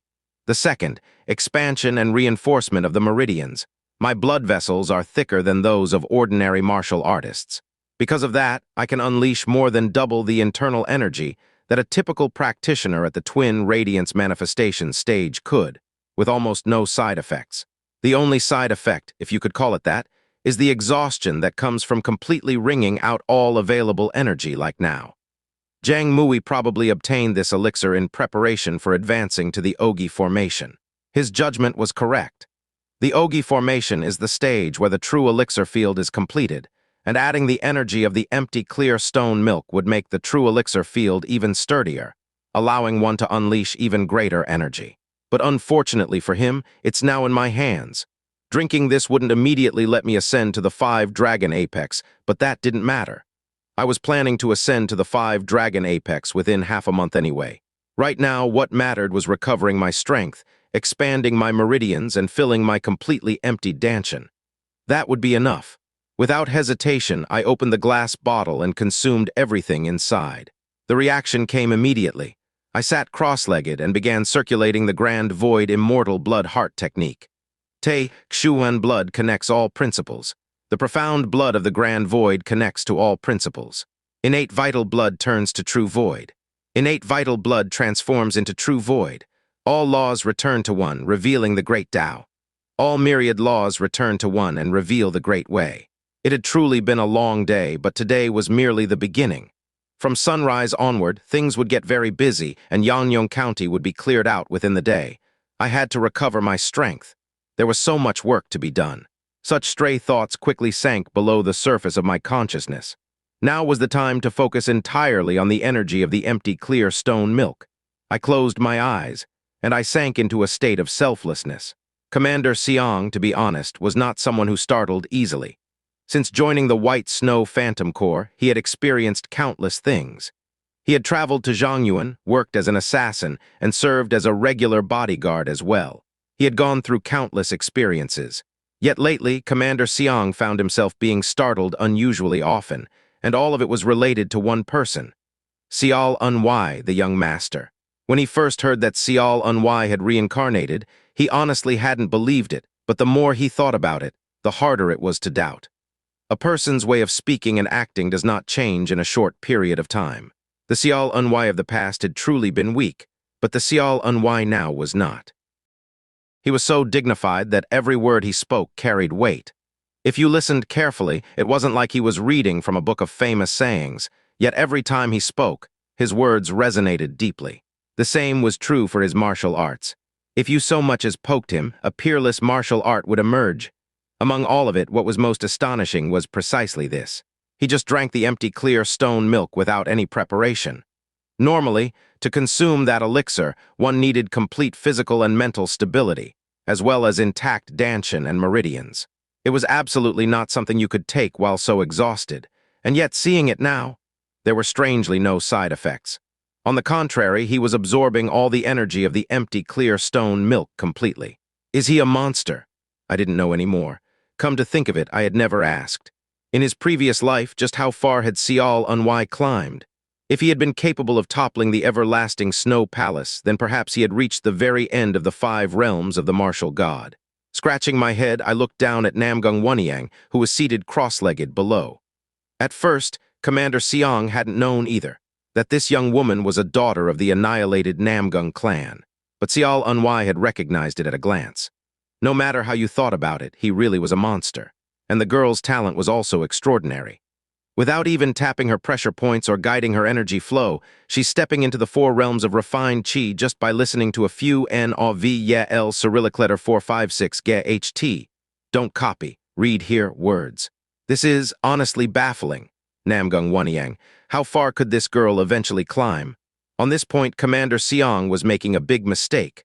Wanyang was someone personally marked by the reincarnated unwhy. Just how far must she rise in the future for him to have already set his sights on her? Maybe she'd reach the level of a sword king or a sword venerable. Commander Xiang felt a spark of greed. Maybe she could even join the White Snow Phantom Corps or the White Phantoms. For now, he wasn't sure. Quietly caressing the letter in his robes, he thought to himself. Because of the disturbance that had occurred overnight, Yangyong County was completely turned upside down. The unprecedented incident where all the heads of the 4 great sects were lost was something that should never have happened, yet it had already occurred. So what needed to be done now? There was only one answer: revenge. Before dawn, in front of the Blue Dragon Rock on Chang'an Mountain behind Juriang Sword Gate, hundreds of people had already gathered. This Blue Dragon Rock was the very place where, 2 years ago, Han Jiangguang, the master of Juriang Sword Gate, had entered for closed-door training. Normally, disturbing someone's closed cultivation was one of the greatest taboos in the martial world, but today was different. "Master, please come out. The 4 great sects have been turned into a sea of blood," wailing cries shook the mountain. Among them were the elders and disciples of each sect, and even some of the chief officers. Terror and despair were etched into everyone's faces. "In just one Jin," an elder of the Chang'an Sword Gate spoke with a trembling voice. "Our sect master and the sect masters of 2 other sects have died." Q-Huck, unable to continue, he broke into sobs. The faces of those around him twisted in horror. What had happened overnight exceeded their wildest imagination. 3 of the 4 great sect masters had been beheaded, and it had taken only 1 Jin. That wasn't even the end. Even acting Master Han Sochin has died. Voices filled with rage rang out. "This is all because of Xialap. We should never have touched that mine." "That's right. Our sect master," an old man continued bitterly. "Our sect master suggested turning Xialap's unwhy into a mere puppet, but that—" Silence fell. Everyone here knew. They all knew where this tragedy had begun. But now was not the time to lay blame. What they needed now was Han Jiangguang, the greatest master of Yangyong County, who had reached the Ogi formation and was standing on the threshold of the Dao transformation realm. They didn't know what he might have achieved inside during his 2 years of seclusion, but at the very least, he would have fully matured his Ogi formation. Just as everyone was about to cry out once more for him to come forth, boom. The rocky wall of the Blue Dragon Rock rumbled, and the cave entrance opened. There, standing with wild hair and tattered clothes, was a man with an unyielding presence. Han Jiangguang, the 7-fingered divine sword. "Sochin is dead," no one could answer. Han Jiangguang ground his teeth so hard that it made an audible cracking sound. "Xial Unwhy, that bastard! How dare he?" The killing intent released by the master of the Ogi formation wrapped around the area. It was then one of the chief officers of Juriang Sword Gate cautiously approached and handed over a letter. This was delivered today by Zhang Xiok, the branch head of the Open Gate Sect's Xialap division. There was no need to ask who had sent it. It could only be Xial Unwhy. To Sect Master Han Jiangguang, the events of last night are truly regrettable. However, I would like to remind you that all of this stems from your own choices. Had you given a wiser answer to the letter I sent, none of this would have happened. Had you not overstepped your station, neither of us would have had to grow weary. Since you were unable to pay the price yourself due to being in seclusion, I collected it from acting Sect Master Han Sochin instead. Yet I feel that it is still far from enough. The original 2 million gold taels you owed me have now increased to 5 million, as compensation for the precious time you wasted. Most importantly, I now possess 4 severed heads. Duchen Hing, Jiang Mui, Ho Mucheng, and your son, Han Sochin. They were foolish, presumptuous men. I had considered tossing them to the wild dogs, but decided instead to present them to you as a gift. Since you have forcibly broken your seclusion and have much to deal with, I shall grant you a little more time. At the stroke of midnight, when the moonlight is at its stillest, I will be waiting for you at the transport route of the snow-cold gorge. I sincerely hope you will not waste another's life under the excuse of seclusion. Sial Unwai, the letter trembling in his hand, Han Jiangweng's bloodshot eyes scanned its contents with a pale face. How dare he? How dare he? Crack. Han Jiangweng crushed the letter in his hand and spoke. Gather all the warriors. His chilling gaze seized control of the surroundings. Today I will turn Sialep into a sea of blood. There was no need to even ask when. Right now? Midnight under the moonlight? What a joke. He would go right now and tear him apart alive. The transport route through the snow-cold gorge referred to a narrow path between 2 blade-like cliffs. The cliffs, towering hundreds of jang high, were far more imposing than one might imagine, and the road between them was barely 20 steps wide. And on one of those 2 cliffs, members of Sialep's branch and xianxia were stationed. Branch master, Unwai turned his head. It was xianxia. I have decent ears, you know. From what I'm hearing, hundreds of martial artists from the 4 great sects are coming. Are you afraid? How can you even ask that? Unwai replied briefly. If you want to leave, then leave. I won't stop you. Go if you wish, not just you. This applies to all of you. By all of you, he meant Wanyang and all the Sialep branch members present. At that moment, aside from Unwai, there were 6 men and women on the cliff. Yet no one chose to leave. If a martial artist received grace, it was right to repay it. xianxia chuckled dryly. Come on, who said I was leaving? I was just curious about the plan. The plan? There's nothing special. There truly wasn't much to it. We'll annihilate them all here. Wait, annihilate? Setting aside whether that's even possible, what if they don't come this way and head straight for Sialep?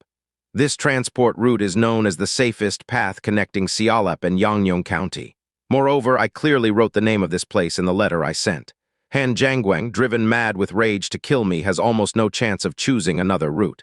And if he does, then it simply means Han Jiangweng is even dumber than I thought, and I'll just adjust my plan accordingly. xianxia scratched his head. What exactly did easier mean in that case? He couldn't tell. What kind of person was this man, really? Then Unwai asked xianxia a question. Have the warriors from Chialsen's Sword Gate arrived yet? They're on their way. They had a lot to prepare. Ah, there they are. Unwai turned his head. He could see about 30 martial artists climbing up toward them. Each warrior, except for the man at the very back, carried 2 bows and quivers full of arrows, while the man at the rear climbed up bearing a single flag slung over his shoulder. That flag was the Snow Spirit Banner, the banner of the everlasting Snow Palace. I can more or less guess what you're planning, but honestly, I have no idea. If you feel it's too dangerous, run. I won't blame you. xianxia laughed again. I, xianxia, haven't lived so cravenly. The martial art you taught me was real, and if I think of this situation as a kind of trial, well, you'll give me the next technique, right? Unwai nodded as he slowly walked to the edge of the cliff and looked down. It was extremely high. From here to the road below was roughly 330 jang, about 999.9 meters. He needed to move to a better position, roughly halfway down, or a bit less. As Unwai gazed below, his eyes gleamed. There was a space large enough to accommodate about 50 people. Just then, Wanyang approached Unwai. Having stepped into the beginning of the 4 realms of refined qi, she was now worthy of being called a true martial artist. She asked quietly, Branch Master, are you not afraid? Fear, huh? I had a similar conversation with Commander Xiang not too long ago. Strictly speaking, the subject had been slightly different, but the essence was the same. Though he had expressed his mindset back then, he had not yet shared it with Wanyang. Unwai spoke in a quiet voice. Fear is something people naturally feel because it's difficult to control. You, me, and everyone standing behind me. Everyone turned their eyes toward Unwai. Since he hadn't lowered his voice, all could hear him. Whether the enemy is strong or weak, whether you can handle them or not, whether their number is 100, 1,000, 10,000, or even 100,000, all these judgments rely on your own measure. However, Unwai's eyes did not waver and his voice remained clear. Let it go. Even if heaven and earth collapse, to those walking beside me there are no enemies. It was an overwhelming confidence. The source was unknown, and yet strangely it was utterly convincing. Wanyang swallowed nervously. Unwai turned his head slightly and smiled faintly. Even now, are you still afraid? As if entranced, Wanyang shook her head. Something descended into her heart. Though the blizzard from the night before had left the world frozen cold, it was spring. Suppressing the blazing anger burning inside him, Han Jianguang walked forward. His disheveled hair, his wild N-O-V-8, read more on our source beard, and his ragged clothes looked almost exactly the same as when he had broken out of seclusion. It had been between 9 and 11 a.m. when he emerged. Now it was nearing evening. Between 5 and 7 p.m. he had spoken as if he would charge out immediately, but he wasn't that thoughtless. During those hours, he had prepared. Prepared to turn Xialap into a sea of blood. Prepared to rip Xial Unwise's body apart with his own hands without leaving any room for consequences. That kind of preparation. Lord Han, you needn't worry about what comes after, one of his men said. The Hanbing sect already agreed to take care of the aftermath and smooth things over. Han Jianguang raised a hand, cutting him off. I'll think about the aftermath later. Today I will honor the spirit of my son and the spirits of the other fallen masters. His voice was firm, leaving no room for doubt. Now there was only one thing left to do, act. Following behind Han Jianguang were exactly 484 warriors. He had brought the elites from the 4 great sects, and anyone else who looked even remotely promising. There were even porters among them. All moved with one heart. Rage toward Xial Unwise. It didn't matter who had started the fight. They had lost comrades, revered sect masters, and for Han Jianguang, his beloved son. That was all that mattered. Thus they entered the snow-cold gorge, but halfway through they came to a halt. Arrogant little bastard, Han Jianguang muttered under his breath, his gaze lifting upward. The snow-cold gorge was split by 2 towering cliffs. And there, standing midway up one of the cliffs, was Xial Unwise. Visibly, he stood alone. You've brought quite the army, Xial Unwise called out. It's not just you. I intend to wipe the entire city of Xialap from the face of the earth, Han Jianguang answered coldly. Of course I had to bring them. I see. In that case, you should have at least cleaned yourself up before coming. Before we begin, I have a gift for you. Why? Han Jianguang cut him off, voice low and seething. Why what? Why did you kill my son? Han Jianguang was struggling to suppress his fury, but Xial Unwise simply tilted his head in puzzlement. You really don't know why? I don't. If anyone should know, it's you, Lord Han. As I even wrote in the letter I sent you, you toyed with me all this time. Over something so petty. This isn't something petty, Lord Han. There's a saying, if you can't bite, don't bark. Do you even understand where we are right now? This is the martial world. You dared to provoke me without preparing for annihilation. You dared. Dared, he says. You think you're untouchable just because you pulled off some assassinations in the night. So you do know, Xial Unwise said, that it was me personally. I didn't at first, Han Jianguang admitted. I thought you either hired assassins or used the power of the everlasting snow palace. But no, it was you. Xial Unwise's expression shifted strangely. I see. I think I understand now what's about to happen. A slow smile curved across his lips, thick with killing intent. I warned you that interfering would come with a price, and yet, it's exhausting, truly. There are just so many fools in this world who don't understand plain speech. So, Han Jianguang growled, you dragged me out here to negotiate, did you? A worthless assassin like you? Negotiate. You threw out some absurd figure, 200,000 gold coins, 500,000, whatever, as bait to leave room for bargaining. But let me make it clear. I have no intention of negotiating. Today you die, and Xialap will be drowned in blood. Xial Unwise chuckled. You're making a grave mistake. What? I didn't name 200,000 gold coins as a joke. You insane bastard. Do you even know how much that is? I know exactly how much it is, Xial Unwise said. And if you wanted to treat me like a clown, you should have been ready to pay at least that much. I fully intended to collect that price.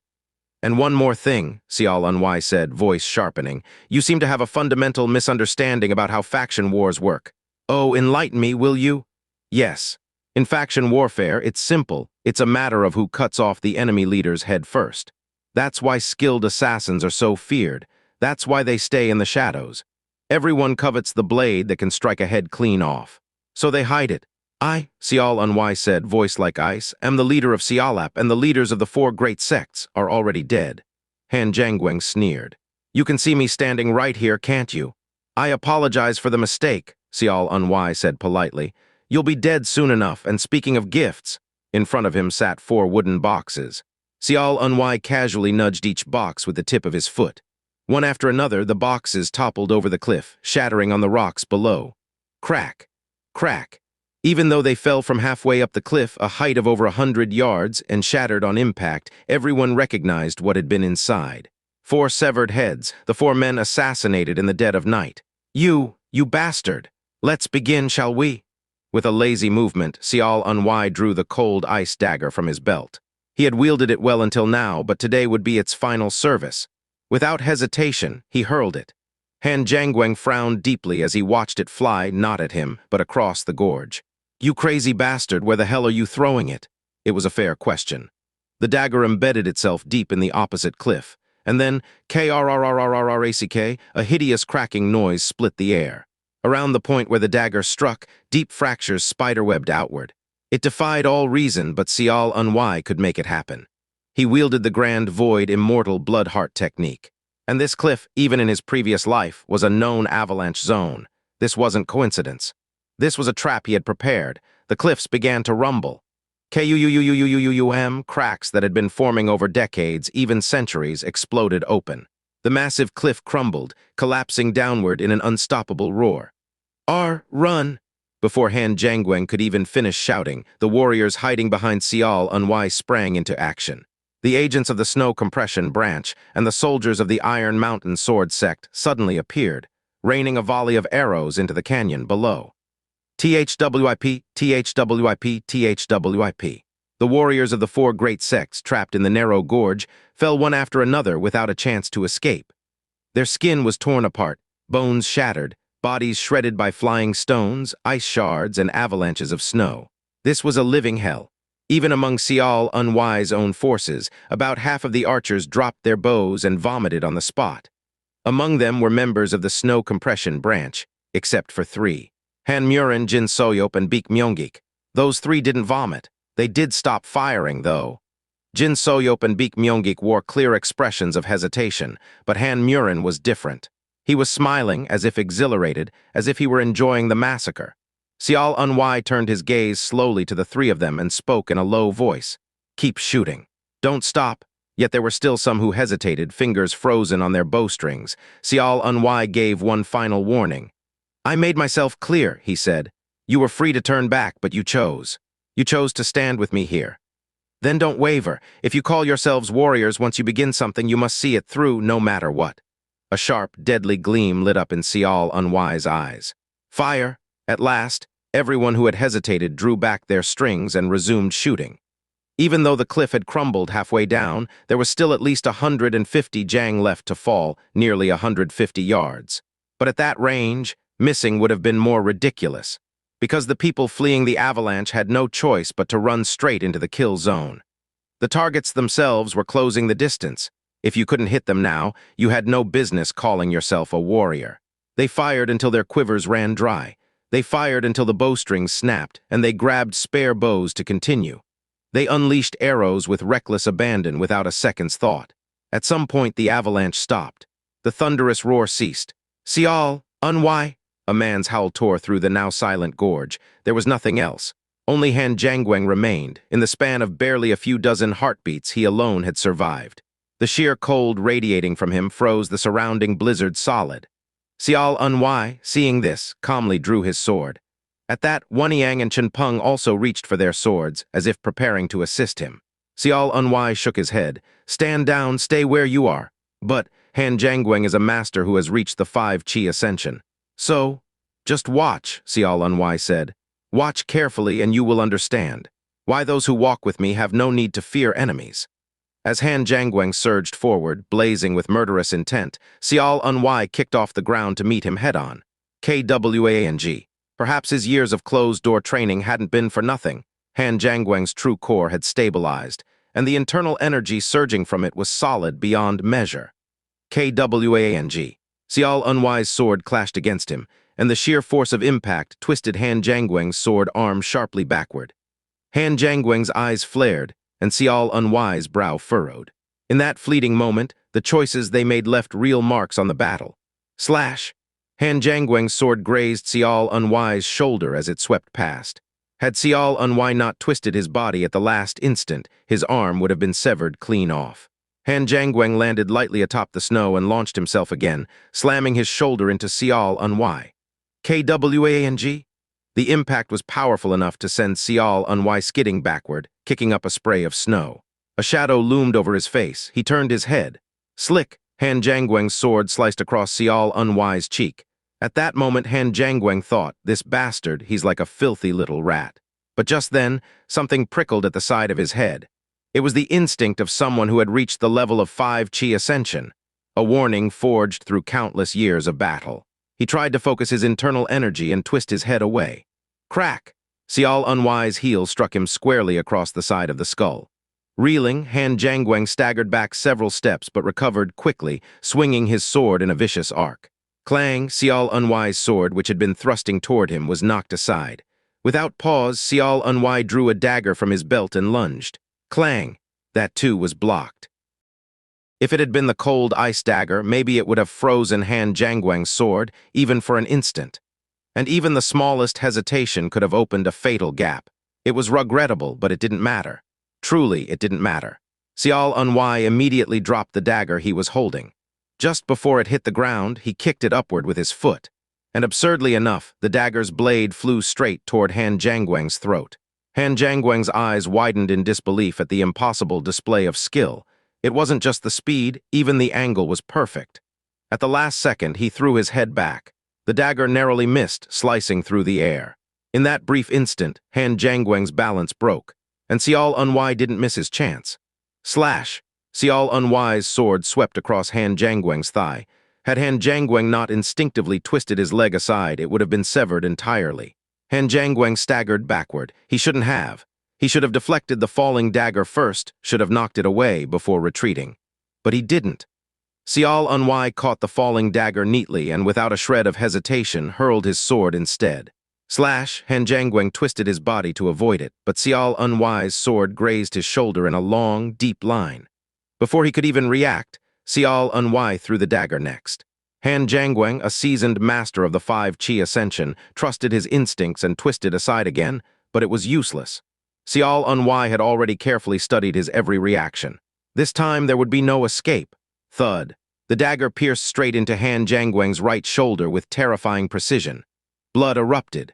Strength fled from his arm. A perfect strike. It severed not only the blood vessels, but the nerves as well.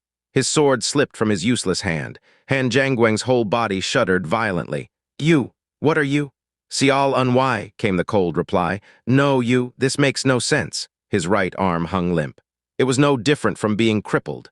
Gritting his teeth, Han Jianguang bent down and picked up his sword with his left hand. But no matter how he turned it over in his mind, he couldn't understand it. This situation, you think it doesn't make sense?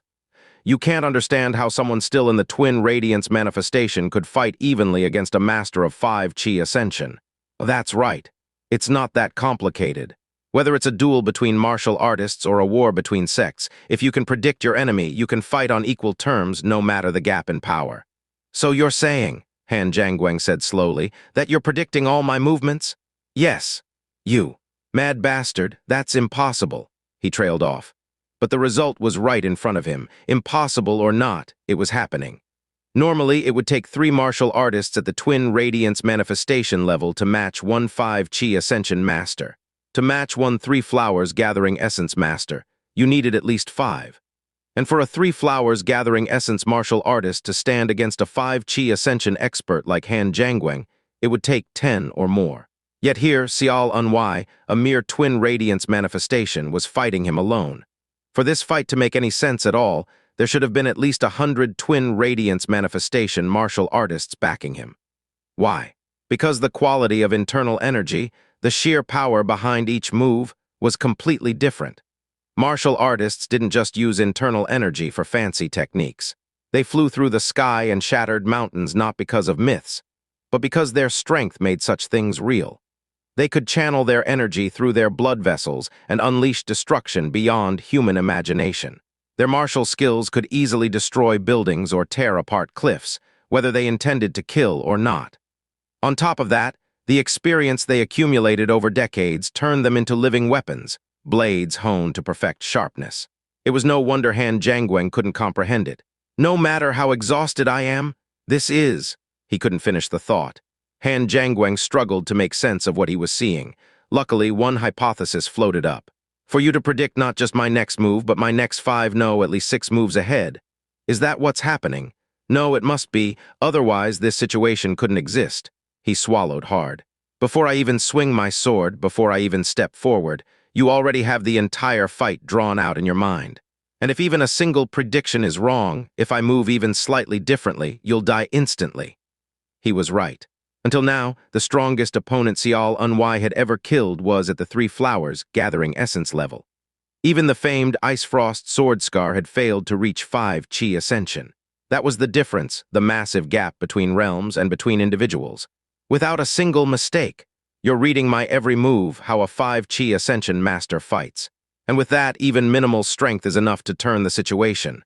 Han Jianguang shook his head. You're truly capable of that. What are you? You're more perceptive than I expected, Xianxia said calmly. At this rate, you probably would have reached the heaven and earth death boundary in the near future. Maybe not the martial god realm, but at least the ascended realm. You really think so? Judging by your insight and movements, yes. Unfortunately, you'll never make it there. You'll die here today. Han Jianguang no longer smiled. Xianxia's confidence was not empty bravado. I'll clarify something for you, Xianxia said. Yes, you were right earlier. I am predicting your every move. I'm reading the entire flow of this fight 5 moves or more ahead. So you're distributing your internal energy accordingly. Exactly, Xianxia said. I use the least amount of movement to achieve the greatest efficiency. Especially when facing a higher realm opponent, that's the ideal strategy. If you want to kill me, Lord Han, Xianxia continued, there's only one way. You have to break free of my predictions. You have to completely shatter the flow of battle I see in my mind, because I allocate my energy according to that mental map. If you strike into my blind spot first, I'll die without even realizing it. Aren't you afraid of dying? Han Jianguang asked. It wasn't an idle question. If you thought carefully about everything Xianxia had said, it became clear. He was constantly walking the blade's edge, every moment staking his life without hesitation. Even the slightest misstep meant death.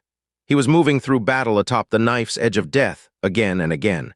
Without absolute conviction in himself, it would be impossible.